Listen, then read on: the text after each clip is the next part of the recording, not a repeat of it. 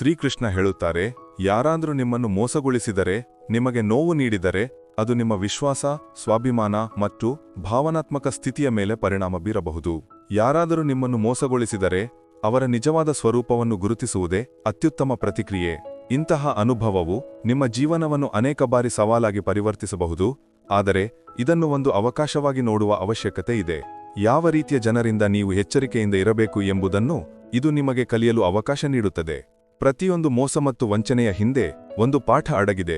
ನಾವು ಯಾವ ರೀತಿಯ ಎಚ್ಚರಿಕೆಯನ್ನು ಇಟ್ಟುಕೊಳ್ಳಬೇಕು ಮತ್ತು ನಾವು ಯಾವ ರೀತಿಯ ನಿರೀಕ್ಷೆಗಳನ್ನು ಇಟ್ಟುಕೊಳ್ಳಬೇಕು ಎಂಬುದನ್ನು ಇದು ನಮಗೆ ಕಲಿಸುತ್ತದೆ.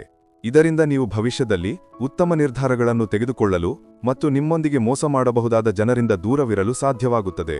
ನಿಮ್ಮ ಸತ್ಯ ಮತ್ತು ಪ್ರಾಮಾಣಿಕತೆ ಯಾವಾಗಲೂ ನಿಮ್ಮನ್ನು ಸರಿಯಾದ ಮಾರ್ಗದಲ್ಲಿ ಮುನ್ನಡೆಸುತ್ತದೆ ಎಂಬುದನ್ನು ನೀವು ನೆನಪಿಟ್ಟುಕೊಳ್ಳಬೇಕು. ಇತರರ ವರ್ತನೆಯಿಂದ ನಿಮ್ಮ ಆತ್ಮದ ಹೊಳಪು ಕಡಿಮೆಯಾಗಬಾರದು, ಬದಲಾಗಿ ನೀವು ನಿಮ್ಮನ್ನು ಇನ್ನಷ್ಟು ಬಲಶಾಲಿ ಮತ್ತು ಜಾಣರನ್ನಾಗಿ ಮಾಡಿಕೊಳ್ಳಬೇಕು.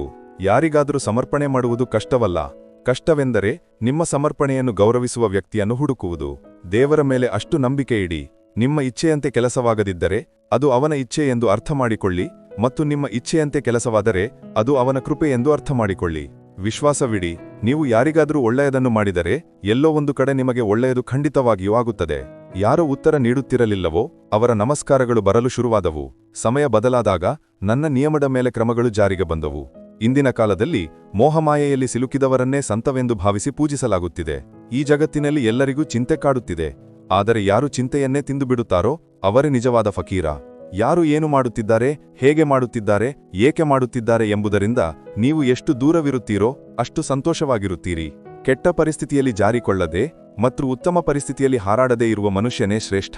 ನೀವು ಇಷ್ಟಪಟ್ಟರೂ ಸಹ ಜನರ ನಿಮ್ಮ ಬಗೆಗಿನ ಕಲ್ಪನೆಯನ್ನು ಎಂದಿಗೂ ಬದಲಾಯಿಸಲು ಸಾಧ್ಯವಿಲ್ಲ. ಆದ್ದರಿಂದ ನಿಮ್ಮ ಜೀವನವನ್ನು ನೆಮ್ಮದಿಯಿಂದ ಕಳೆಯಿರಿ ಮತ್ತು ಸಂತೋಷವಾಗಿರಿ. ಜೊತೆಯಲ್ಲಿ ಇದ್ದು ಮೋಸ ಮಾಡುವನಿಗಿಂತ ದೊಡ್ಡ ಶತ್ರು ಯಾರೂ ಇರಲು ಸಾಧ್ಯವಿಲ್ಲ, ಮತ್ತು ನಮ್ಮ ಮುಖದ ಮೇಲೆ ನಮ್ಮ ಕೆಟ್ಟದ್ದನ್ನು ಹೇಳುವನಿಗಿಂತ ದೊಡ್ಡ ಮಿತ್ರ ಯಾರೂ ಇರಲು ಸಾಧ್ಯವಿಲ್ಲ. ನೆನಪಿಡಿ, ಸ್ಪಷ್ಟವಾಗಿ ಮಾತನಾಡುವವರು ಕಠೋರವಾಗಿದ್ದರೂ ವಿಶ್ವಾಸಘಾತುಕ ಎಂದಿಗೂ ಆಗುವುದಿಲ್ಲ. ಪ್ರತಿಯೊಬ್ಬರಲ್ಲೂ ತಮ್ಮದೇ ಆದ ಶಕ್ತಿ ಮತ್ತು ತಮ್ಮದೇ ಆದ ದೌರ್ಬಲ್ಯವಿರುತ್ತದೆ. ಮೀನು ಕಾಡಿನಲ್ಲಿ ಓಡಲು ಸಾಧ್ಯವಿಲ್ಲ ಮತ್ತು ಸಿಂಹವು ನೀರಿನಲ್ಲಿ ರಾಜನಾಗಲು ಸಾಧ್ಯವಿಲ್ಲ. ಆದ್ದರಿಂದ ಎಲ್ಲರಿಗೂ ಮಹತ್ವ ನೀಡಬೇಕು. ನೀವು ಯಾರಿಗಾದರೂ ಸಹಾಯ ಮಾಡುವ ಸ್ಥಿತಿಯಲ್ಲಿದ್ದಾಗ ಅವರಿಗೆ ಖಂಡಿತವಾಗಿಯೂ ಸಹಾಯ ಮಾಡಿ, ಏಕೆಂದರೆ ದೇವರು ನಿಮ್ಮ ಮೂಲಕ ಯಾರಾದರೂ ಪ್ರಾರ್ಥನೆಗೆ ಉತ್ತರ ನೀಡುತ್ತಿರುತ್ತಾನೆ. ಪ್ರೀತಿಯು ದೇಹ ಅಥವಾ ಸೌಂದರ್ಯವನ್ನು ನೋಡಿ ಉಂಟಾಗುವುದಿಲ್ಲ, ಪ್ರೀತಿಯು ಹೃದಯದಿಂದ ಉಂಟಾಗುತ್ತದೆ. ಎರಡು ಹೃದಯಗಳು ಒಂದಾದಾಗ ಅಲ್ಲಿಯೇ ಪ್ರೀತಿ ಜನ್ಮಿಸುತ್ತದೆ. ಇತಿಹಾಸ ಹೇಳುತ್ತದೆ, ನಿನ್ನೆ ಸುಖವಿತ್ತು. ವಿಜ್ಞಾನ ಹೇಳುತ್ತದೆ, ನಾಳೆ ಸುಖವಿರುತ್ತದೆ. ಆದರೆ ಧರ್ಮ ಹೇಳುತ್ತದೆ, ಮನಸ್ಸು ಶುದ್ಧವಾಗಿದ್ದರೆ ಮತ್ತು ಹೃದಯ ಒಳ್ಳೆಯದಾಗಿದ್ದರೆ ಪ್ರತಿದಿನವೂ ಸುಖವಿದೆ. ಹೃದಯವಂತರು ಒಂಟಿಯಾಗಿ ಉಳಿದರೂ ದೇವರು ಯಾವಾಗಲೂ ಅವರ ಜೊತೆ ಇರುತ್ತಾನೆ. ಸೃಷ್ಟಿಯೇ ಯಾರ ಆಶ್ರಯದಲ್ಲಿ ಮಗ್ನವಾಗಿದೆಯೋ ಆ ಶ್ರೀಕೃಷ್ಣನ ಚರಣಗಳಿಗೆ ಮತ್ತೆ ಮತ್ತೆ ನಮಸ್ಕಾರಗಳು. ತನ್ನ ಶತ್ರುಗಳ ಮೇಲೆ ಅಲ್ಲ, ಆದರೆ ತನ್ನ ಆಸೆಗಳ ಮೇಲೆ ವಿಜಯ ಸಾಧಿಸುವವನು ಯಶಸ್ವಿ. ಒಂದು ದಿನ ಒಬ್ಬ ವಯಸ್ಸಾದ ಪೋಸ್ಟ್ ಮ್ಯಾನ್ ಒಂದು ಮನೆಯ ಬಾಗಿಲು ತಟ್ಟಿ, ಪತ್ರ ತೆಗೆದುಕೊಳ್ಳಿ ಎಂದನು. ಧ್ವನಿ ಕೇಳಿದ ತಕ್ಷಣ ಒಳಗಿನಿಂದ ಒಂದು ಹುಡುಗಿಯ ಧ್ವನಿ ಕೇಳಿಸಿತು, ಈಗ ಬರುತ್ತೇನೆ ನಿಲ್ಲಿ. ಆದರೆ ಸುಮಾರು 5 ನಿಮಿಷಗಳವರೆಗೆ ಯಾರೂ ಬರದಿದ್ದಾಗ ಪೋಸ್ಟ್ ಮ್ಯಾನ್ ಮತ್ತೆ, ಅರೆ ಭಾಯ್, ಯಾರಾದರೂ ಇದ್ದೀರಾ? ನಿಮ್ಮ ಪತ್ರ ತೆಗೆದುಕೊಳ್ಳಿ, ನಾನು ಇನ್ನೂ ಹಲವು ಕಡೆ ಹೋಗಬೇಕು, ನಾನು ಹೆಚ್ಚು ಸಮಯ ಕಾಯಲು ಸಾಧ್ಯವಿಲ್ಲ ಎಂದನು. ಹುಡುಗಿಯ ಧ್ವನಿ ಮತ್ತೆ ಕೇಳಿಸಿತು, ಪೋಸ್ಟ್ಮ್ಯಾನ್ ಕಾಕಾ, ನಿಮಗೆ ಬೇಗ ಹೋಗಬೇಕಿದ್ದರೆ ಬಾಗಿಲಿನ ಕೆಳಗಿನಿಂದ ಪತ್ರವನ್ನು ಒಳಗೆ ಹಾಕಿಬಿಡಿ, ನಾನು ಬರುತ್ತೇನೆ, ಸ್ವಲ್ಪ ಸಮಯ ಬೇಕಾಗುತ್ತದೆ. ಆಗ ವಯಸ್ಸಾದ ಪೋಸ್ಟ್ಮ್ಯಾನ್ ಕೋಪಗೊಂಡು, ನಾನು ನಿಂತಿದ್ದೇನೆ, ಇದು ನೋಂದಾಯಿತ ಪತ್ರ, ಯಾರಾದರೂ ಸಹಿ ಹಾಕಬೇಕು. ಸುಮಾರು 10 ನಿಮಿಷಗಳ ನಂತರ ಬಾಗಿಲು ತೆರೆದಿತು. ಪೋಸ್ಟ್ಮ್ಯಾನ್ ಈ ವಿಳಂಬಕ್ಕೆ ತುಂಬಾ ಕೋಪಗೊಂಡಿದ್ದ. ಈಗ ಆ ಹುಡುಗಿಯ ಮೇಲೆ ಕೂಗಲು ಹೋಗುತ್ತಿದ್ದ, ಆದರೆ ಬಾಗಿಲು ತೆರೆದಾಗ ಅವನು ಆಶ್ಚರ್ಯಚಕಿತನಾದನು ಮತ್ತು ಅವನ ಕಣ್ಣುಗಳು ಅಗಲವಾಗಿ ತೆರೆದುಕೊಂಡವು. ಅವನ ಎಲ್ಲಾ ಕೋಪ ಕ್ಷಣಾರ್ಧದಲ್ಲಿ ಮಾಯವಾಯಿತು. ಅವನ ಮುಂದೆ ಕಾಲುಗಳಿಲ್ಲದ ಸಣ್ಣ ಅಂಗವಿಕಲ ಹುಡುಗಿ ನಿಂತಿದ್ದಳು. ಹುಡುಗಿ ಅತ್ಯಂತ ಮುಗ್ಧತೆಯಿಂದ ಪೋಸ್ಟ್ಮ್ಯಾನ್ ಕಡೆಗೆ ಕೈ ಚಾಚಿ, ನನ್ನ ಪತ್ರ ಕೊಡು ಎಂದಳು. ಪೋಸ್ಟ್ಮ್ಯಾನ್ ಸದ್ದಿಲ್ಲದೆ ಪತ್ರವನ್ನು ಕೊಟ್ಟು ಅವಳ ಸಹಿ ತೆಗೆದುಕೊಂಡು ಅಲ್ಲಿಂದ ಹೊರಟು ಹೋದನು. ಆ ಅಂಗವಿಕಲ ಹುಡುಗಿ ಹೆಚ್ಚಾಗಿ ತನ್ನ ಮನೆಯಲ್ಲಿ ಒಬ್ಬಳೇ ಇರುತ್ತಿದ್ದಳು. ಅವಳ ತಾಯಿ ಈ ಜಗತ್ತಿನಲ್ಲಿ ಇರಲಿಲ್ಲ ಮತ್ತು ತಂದೆ ಕೆಲಸದ ನಿಮಿತ್ತ ಹೊರಗೆ ಓಡಾಡುತ್ತಿದ್ದರು. ಆ ಹುಡುಗಿಯ ಆರೈಕೆಯಾಗಿ ಒಬ್ಬ ಕೆಲಸದ ಬಾಯಿ ಬೆಳಿಗ್ಗೆ ಮತ್ತು ಸಂಜೆ ಅವಳೊಂದಿಗೆ ಮನೆಯಲ್ಲಿ ಇರುತ್ತಿದ್ದಳು.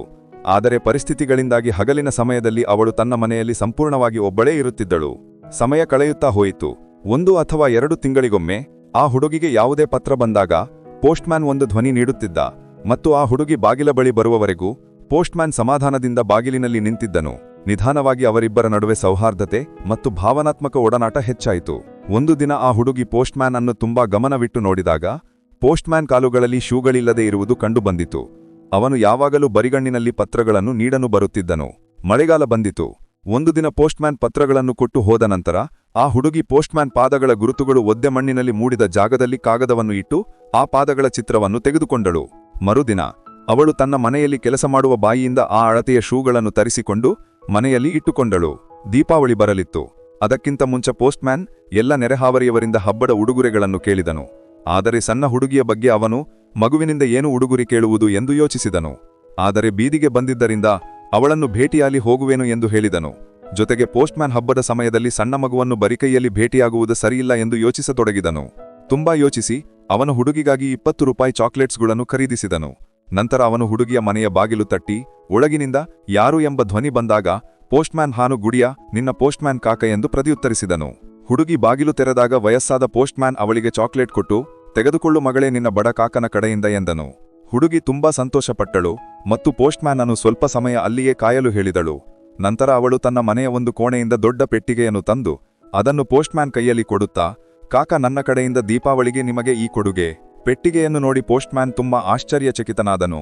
ಏನು ಹೇಳಬೇಕು ಅವನಿಗೆ ಅರ್ಥವಾಗಲಿಲ್ಲ. ಸ್ವಲ್ಪ ಸಮಯ ಯೋಚಿಸಿ ಅವನು, ನೀನು ನನಗೆ ಮಗಳಿದ್ದಂತೆ, ನಾನು ನಿನ್ನಿಂದ ಹೇಗೆ ಉಡುಗೊರೆ ತೆಗೆದುಕೊಳ್ಳಲಿ, ಬಿಟ್ಟಿಯ ರಾಣಿ ಎಂದನು. ಹುಡುಗಿ ಅವನಿಗೆ ಹೇಳಿದಳು, ಕಾಕ ಈ ಉಡುಗೊರೆಗೆ ಬೇಡ ಎನ್ನಬೇಡಿ, ಇಲ್ಲದಿದ್ದರೆ ನಾನು ದುಃಖಿತನಾಗುತ್ತೇನೆ ಎಂದು ವಿನಂತಿಸಿದಳು. ಸರಿ ಎಂದು ಹೇಳುತ್ತಾ ವಯಸ್ಸಾದ ಪೋಸ್ಟ್ಮ್ಯಾನ್ ಪ್ಯಾಕೆಟ್ ತೆಗೆದುಕೊಂಡನು ಮತ್ತು ಪ್ರೀತಿಯಿಂದ ಹುಡುಗಿಯ ತಲೆಗೆ ಕೈಯಾಡಿಸಿದನು. ಆಶೀರ್ವದಿಸುತ್ತಿರುವಂತೆ ಹೇಳುತ್ತಾ, ಹುಡುಗಿ ಕಾಕ, ಈ ಪ್ಯಾಕೆಟನ್ನು ನಿಮ್ಮ ಮನೆಗೆ ತೆಗೆದುಕೊಂಡು ಹೋಗಿ ತೆರೆಯಿರಿ. ಮನೆಗೆ ಹೋಗಿ ಆ ಪೋಸ್ಟ್ಮ್ಯಾನ್ ಪ್ಯಾಕೆಟ್ ತೆರೆದಾಗ ಅವನು ಆಶ್ಚರ್ಯಚಕಿತನಾದನು. ಏಕೆಂದರೆ ಅದರಲ್ಲಿ ಒಂದು ಜೊತೆ ಶೂಗಳಿದ್ದವು. ಅವನ ಕಣ್ಣುಗಳಲ್ಲಿ ನೀರು ತುಂಬಿದವು. ಒಂದು ಸಣ್ಣ ಹುಡುಗಿ ತನ್ನ ಬಗ್ಗೆ ಇಷ್ಟು ಚಿಂತೆ ಮಾಡಬಲ್ಲಳು ಎಂದು ಪೋಸ್ಟ್ಮ್ಯಾನ್ಗೆ ನಂಬಲಾಗಲಿಲ್ಲ. ಮರುದಿನ ಪೋಸ್ಟ್ಮ್ಯಾನ್ ತನ್ನ ಅಂಚೆ ಕಚೇರಿಗೆ ತಲುಪಿ ಪೋಸ್ಟ್ ಮಾಸ್ಟರ್ಗೆ ತನ್ನ ವರ್ಗಾವಣೆಯನ್ನು ತಕ್ಷಣವೇ ಬೇರೆ ಪ್ರದೇಶಕ್ಕೆ ಮಾಡುವಂತೆ ಮನವಿ ಮಾಡಿದನು. ಪೋಸ್ಟ್ ಮಾಸ್ಟರ್ ಕಾರಣ ಕೇಳಿದಾಗ ಪೋಸ್ಟ್ಮ್ಯಾನ್ ಆ ಶೂಗಳನ್ನು ಮೇಜಿನ ಮೇಲೆ ಇಟ್ಟು ಎಲ್ಲಾ ಕಥೆಯನ್ನು ಹೇಳಿ ಕಣ್ಣೀರಿನಿಂದ ಗದ್ಗದಿತ ಧ್ವನಿಯಲ್ಲಿ, ಸಾರ್, ಇಂದಿನ ನಂತರ ನಾನು ಆ ಬೀದಿಗೆ ಹೋಗಲು ಸಾಧ್ಯವಿಲ್ಲ. ಆ ಸಣ್ಣ ಅಂಗವಿಕಲ ಹುಡುಗಿ ನನ್ನ ಬರಿಗಾಲಿಗೆ ಶೂಗಳನ್ನು ಕೊಟ್ಟಳು, ಆದರೆ ನಾನು ಅವಳಿಗೆ ಕಾಲುಗಳನ್ನು ಹೇಗೆ ಕೊಡಲಿ ಎಂದು ಹೇಳಿ ಪೋಸ್ಟ್ಮ್ಯಾನ್ ಅಳಲು ಶುರುಮಾಡಿದನು. ಯಾರಿಗಾದರೂ ತಮ್ಮನ್ನು ತಾವು ನೋಡಿಕೊಳ್ಳಲು ಹೇಳುವುದು, ದೇವರು ಎಲ್ಲರನ್ನೂ ನೋಡಿಕೊಳ್ಳಲಿ ಎಂದು ದೇವರಿಗೆ ಹೇಳೋಣ. ಯಾವುದೇ ಆತ್ಮಕ್ಕೆ ನಮ್ಮಿಂದ ಕಷ್ಟವಾಗದಿರುವುದೇ ಧರ್ಮ. ಹಿತೈಷಿ ಎಂದರೆ ಪ್ರತಿದಿನ ನಿಮ್ಮನ್ನು ಭೇಟಿಯಾಗಿ ಮಾತನಾಡುವವರು ಅಲ್ಲ. ಹಿತೈಷಿ ಎಂದರೆ ಪ್ರತಿದಿನ ನಿಮ್ಮನ್ನು ಭೇಟಿಯಾಗಲು ಸಾಧ್ಯವಾಗದಿದ್ದರೂ ನಿಮ್ಮ ಸಂತೋಷಕ್ಕಾಗಿ ಪ್ರಾರ್ಥಿಸುವವರು. ಪ್ರೀತಿಯು ದೇಹ ಅಥವಾ ಸೌಂದರ್ಯವನ್ನು ನೋಡಿ ಉಂಟಾಗುವುದಿಲ್ಲ. ಪ್ರೀತಿಯು ಹೃದಯದಿಂದ ಉಂಟಾಗುತ್ತದೆ. ಎರಡು ಹೃದಯಗಳು ಒಂದಾದಾಗ ಅಲ್ಲಿಯೇ ಪ್ರೀತಿ ಜನ್ಮಿಸುತ್ತದೆ. ಇತಿಹಾಸ ಹೇಳುತ್ತದೆ, ನೆನ್ನೆ ಸುಖವಿತ್ತು. ವಿಜ್ಞಾನ ಹೇಳುತ್ತದೆ, ನಾಳೆ ಸುಖವಿರುತ್ತದೆ. ಆದರೆ ಧರ್ಮ ಹೇಳುತ್ತದೆ, ಮನಸ್ಸು ಶುದ್ಧವಾಗಿದ್ದರೆ ಮತ್ತು ಹೃದಯ ಒಳ್ಳೆಯದಾಗಿದ್ದರೆ ಪ್ರತಿದಿನವೂ ಸುಖವಿದೆ. ಹೃದಯವಂತರು ಒಂಟಿಯಾಗಿ ಉಳಿದರು, ದೇವರು ಯಾವಾಗಲೂ ಅವರ ಜೊತೆ ಇರುತ್ತಾನೆ. ಸೃಷ್ಟಿಯ ಯಾರ ಆಶ್ರಯದಲ್ಲಿ ಮಗ್ನವಾಗಿದೆಯೋ ಆ ಶ್ರೀಕೃಷ್ಣನ ಚರಣಗಳಿಗೆ ಮತ್ತೆ ಮತ್ತೆ ನಮಸ್ಕಾರಗಳು. ತನ್ನ ಶತ್ರುಗಳ ಮೇಲೆ ಅಲ್ಲ, ಆದರೆ ತನ್ನ ಆಸೆಗಳ ಮೇಲೆ ವಿಜಯ ಸಾಧಿಸುವವನು ಯಶಸ್ವಿ. ಒಂದು ದಿನ ಒಬ್ಬ ವಯಸ್ಸಾದ ಪೋಸ್ಟ್ಮ್ಯಾನ್ ಒಂದು ಮನೆಯ ಬಾಗಿಲು ತಟ್ಟಿ, ಪತ್ರ ತೆಗೆದುಕೊಳ್ಳಿ ಎಂದನು. ಧ್ವನಿ ಕೇಳಿದ ತಕ್ಷಣ ಒಳಗಿನಿಂದ ಒಂದು ಹುಡುಗಿಯ ಧ್ವನಿ ಕೇಳಿಸಿತು, ಈಗ ಬರುತ್ತೇನೆ ನಿಲ್ಲಿ. ಆದರೆ ಸುಮಾರು 5 ನಿಮಿಷಗಳವರೆಗೆ ಯಾರೂ ಬರದಿದ್ದಾಗ ಪೋಸ್ಟ್ಮ್ಯಾನ್ ಮತ್ತೆ, ಅರೆ ಭಾಯ್, ಯಾರಾದರೂ ಇದ್ದೀರಾ? ನಿಮ್ಮ ಪತ್ರ ತೆಗೆದುಕೊಳ್ಳಿ, ನಾನು ಇನ್ನೂ ಹಲವು ಕಡೆ ಹೋಗಬೇಕು, ನಾನು ಹೆಚ್ಚು ಸಮಯ ಕಾಯಲು ಸಾಧ್ಯವಿಲ್ಲ ಎಂದನು. ಹುಡುಗಿಯ ಧ್ವನಿ ಮತ್ತೆ ಕೇಳಿಸಿತು, ಪೋಸ್ಟ್ಮ್ಯಾನ್ ಕಾಕ, ನಿಮಗೆ ಬೇಗ ಹೋಗಬೇಕಿದ್ದರೆ ಬಾಗಿಲಿನ ಕೆಳಗಿನಿಂದ ಪತ್ರವನ್ನು ಒಳಗೆ ಹಾಕಿಬಿಡಿ, ನಾನು ಬರುತ್ತೇನೆ, ಸ್ವಲ್ಪ ಸಮಯ ಬೇಕಾಗುತ್ತದೆ. ಆಗ ವಯಸ್ಸಾದ ಪೋಸ್ಟ್ಮ್ಯಾನ್ ಕೋಪಗೊಂಡು, ನಾನು ನಿಂತಿದ್ದೇನೆ, ಇದು ನೋಂದಾಯಿತ ಪತ್ರ, ಯಾರಾದರೂ ಸಹಿ ಹಾಕಬೇಕು ಎಂದನು. ಸುಮಾರು 10 ನಿಮಿಷಗಳ ನಂತರ ಬಾಗಿಲು ತೆರೆದಿತು. ಪೋಸ್ಟ್ಮ್ಯಾನ್ ಈ ವಿಳಂಬಕ್ಕೆ ತುಂಬಾ ಕೋಪಗೊಂಡಿದ್ದ. ಈಗ ಆ ಹುಡುಗಿಯ ಮೇಲೆ ಕೂಗಲು ಹೋಗುತ್ತಿದ್ದ. ಆದರೆ ಬಾಗಿಲು ತೆರೆದಾಗ ಅವನು ಆಶ್ಚರ್ಯಚಕಿತನಾದನು ಮತ್ತು ಅವನ ಕಣ್ಣುಗಳು ಅಗಲವಾಗಿ ತೆರೆದುಕೊಂಡವು. ಅವನ ಎಲ್ಲಾ ಕೋಪ ಕ್ಷಣಾರ್ಧದಲ್ಲಿ ಮಾಯವಾಯಿತು. ಅವನ ಮುಂದೆ ಕಾಲುಗಳಿಲ್ಲದ ಸಣ್ಣ ಅಂಗವಿಕಲ ಹುಡುಗಿ ನಿಂತಿದ್ದಳು. ಹುಡುಗಿ ಅತ್ಯಂತ ಮುಗ್ಧತೆಯಿಂದ ಪೋಸ್ಟ್ಮ್ಯಾನ್ ಕಡೆಗೆ ಕೈ ಚಾಚಿ, ನನ್ನ ಪತ್ರ ಕೊಡು ಎಂದಳು. ಪೋಸ್ಟ್ಮ್ಯಾನ್ ಸದ್ದಿಲ್ಲದೆ ಪತ್ರವನ್ನು ಕೊಟ್ಟು ಅವಳ ಸಹಿ ತೆಗೆದುಕೊಂಡು ಅಲ್ಲಿಂದ ಹೊರಟು ಹೋದನು. ಆ ಅಂಗವಿಕಲ ಹುಡುಗಿ ಹೆಚ್ಚಾಗಿ ತನ್ನ ಮನೆಯಲ್ಲಿ ಒಬ್ಬಳೇ ಇರುತ್ತಿದ್ದಳು. ಅವಳ ತಾಯಿ ಈ ಜಗತ್ತಿನಲ್ಲಿ ಇರಲಿಲ್ಲ ಮತ್ತು ತಂದೆ ಕೆಲಸದ ನಿಮಿತ್ತ ಹೊರಗೆ ಓಡಾಡುತ್ತಿದ್ದರು. ಆ ಹುಡುಗಿಯ ಆರೈಕೆಯಾಗಿ ಒಬ್ಬ ಕೆಲಸದ ಬಾಯಿ ಬೆಳಿಗ್ಗೆ ಮತ್ತು ಸಂಜೆ ಅವಳೊಂದಿಗೆ ಮನೆಯಲ್ಲಿ ಇರುತ್ತಿದ್ದಳು. ಆದರೆ ಪರಿಸ್ಥಿತಿಗಳಿಂದಾಗಿ ಹಗಲಿನ ಸಮಯದಲ್ಲಿ ಅವಳು ತನ್ನ ಮನೆಯಲ್ಲಿ ಸಂಪೂರ್ಣವಾಗಿ ಒಬ್ಬಳೇ ಇರುತ್ತಿದ್ದಳು. ಸಮಯ ಕಳೆಯುತ್ತಾ ಹೋಯಿತು. 1 ಅಥವಾ 2 ತಿಂಗಳಿಗೊಮ್ಮೆ ಆ ಹುಡುಗಿಗೆ ಯಾವುದೇ ಪತ್ರ ಬಂದಾಗ ಪೋಸ್ಟ್ಮ್ಯಾನ್ ಒಂದು ಧ್ವನಿ ನೀಡುತ್ತಿದ್ದ ಮತ್ತು ಆ ಹುಡುಗಿ ಬಾಗಿಲ ಬಳಿ ಬರುವವರೆಗೂ ಪೋಸ್ಟ್ಮ್ಯಾನ್ ಸಮಾಧಾನದಿಂದ ಬಾಗಿಲಿನಲ್ಲಿ ನಿಂತಿದ್ದನು ನಿಧಾನವಾಗಿ. ಅವರಿಬ್ಬರ ನಡುವೆ ಸೌಹಾರ್ದತೆ ಮತ್ತು ಭಾವನಾತ್ಮಕ ಒಡನಾಟ ಹೆಚ್ಚಾಯಿತು. ಒಂದು ದಿನ ಆ ಹುಡುಗಿ ಪೋಸ್ಟ್ಮ್ಯಾನ್ ಅನ್ನು ತುಂಬಾ ಗಮನವಿಟ್ಟು ನೋಡಿದಾಗ ಪೋಸ್ಟ್ಮ್ಯಾನ್ ಕಾಲುಗಳಲ್ಲಿ ಶೂಗಳಿಲ್ಲದೆ ಇರುವುದು ಕಂಡುಬಂದಿತು. ಅವನು ಯಾವಾಗಲೂ ಬರಿಗಣ್ಣಿನಲ್ಲಿ ಪತ್ರಗಳನ್ನು ನೀಡಲು ಬರುತ್ತಿದ್ದನು, ಮಳೆಗಾಲ ಬಂದಿತು. ಒಂದು ದಿನ ಪೋಸ್ಟ್ಮ್ಯಾನ್ ಪತ್ರಗಳನ್ನು ಕೊಟ್ಟು ಹೋದ ನಂತರ ಆ ಹುಡುಗಿ ಪೋಸ್ಟ್ಮ್ಯಾನ್ ಪಾದಗಳ ಗುರುತುಗಳು ಒದ್ದೆ ಮಣ್ಣಿನಲ್ಲಿ ಮೂಡಿದ ಜಾಗದಲ್ಲಿ ಕಾಗದವನ್ನು ಇಟ್ಟು ಆ ಪಾದಗಳ ಚಿತ್ರವನ್ನು ತೆಗೆದುಕೊಂಡಳು. ಮರುದಿನ ಅವಳು ತನ್ನ ಮನೆಯಲ್ಲಿ ಕೆಲಸ ಮಾಡುವ ಬಾಯಿಯಿಂದ ಆ ಅಳತೆಯ ಶೂಗಳನ್ನು ತರಿಸಿಕೊಂಡು ಮನೆಯಲ್ಲಿ ಇಟ್ಟುಕೊಂಡಳು. ದೀಪಾವಳಿ ಬರಲಿತ್ತು. ಅದಕ್ಕಿಂತ ಮುಂಚೆ ಪೋಸ್ಟ್ಮ್ಯಾನ್ ಎಲ್ಲ ನೆರೆಹಾವರಿಯವರಿಂದ ಹಬ್ಬದ ಉಡುಗೊರೆಗಳನ್ನು ಕೇಳಿದನು. ಆದರೆ ಸಣ್ಣ ಹುಡುಗಿಯ ಬಗ್ಗೆ ಅವನು ಮಗುವಿನಿಂದ ಏನು ಉಡುಗೊರೆ ಕೇಳುವುದು ಎಂದು ಯೋಚಿಸಿದನು. ಆದರೆ ಬೀದಿಗೆ ಬಂದಿದ್ದರಿಂದ ಅವಳನ್ನು ಭೇಟಿಯಾಗಿ ಹೋಗುವೆನು ಎಂದು ಹೇಳಿದನು. ಜೊತೆಗೆ ಪೋಸ್ಟ್ಮ್ಯಾನ್ ಹಬ್ಬದ ಸಮಯದಲ್ಲಿ ಸಣ್ಣ ಮಗುವನ್ನು ಬರಿಕೈಯಲ್ಲಿ ಭೇಟಿಯಾಗುವುದು ಸರಿಯಿಲ್ಲ ಎಂದು ಯೋಚಿಸತೊಡಗಿದನು.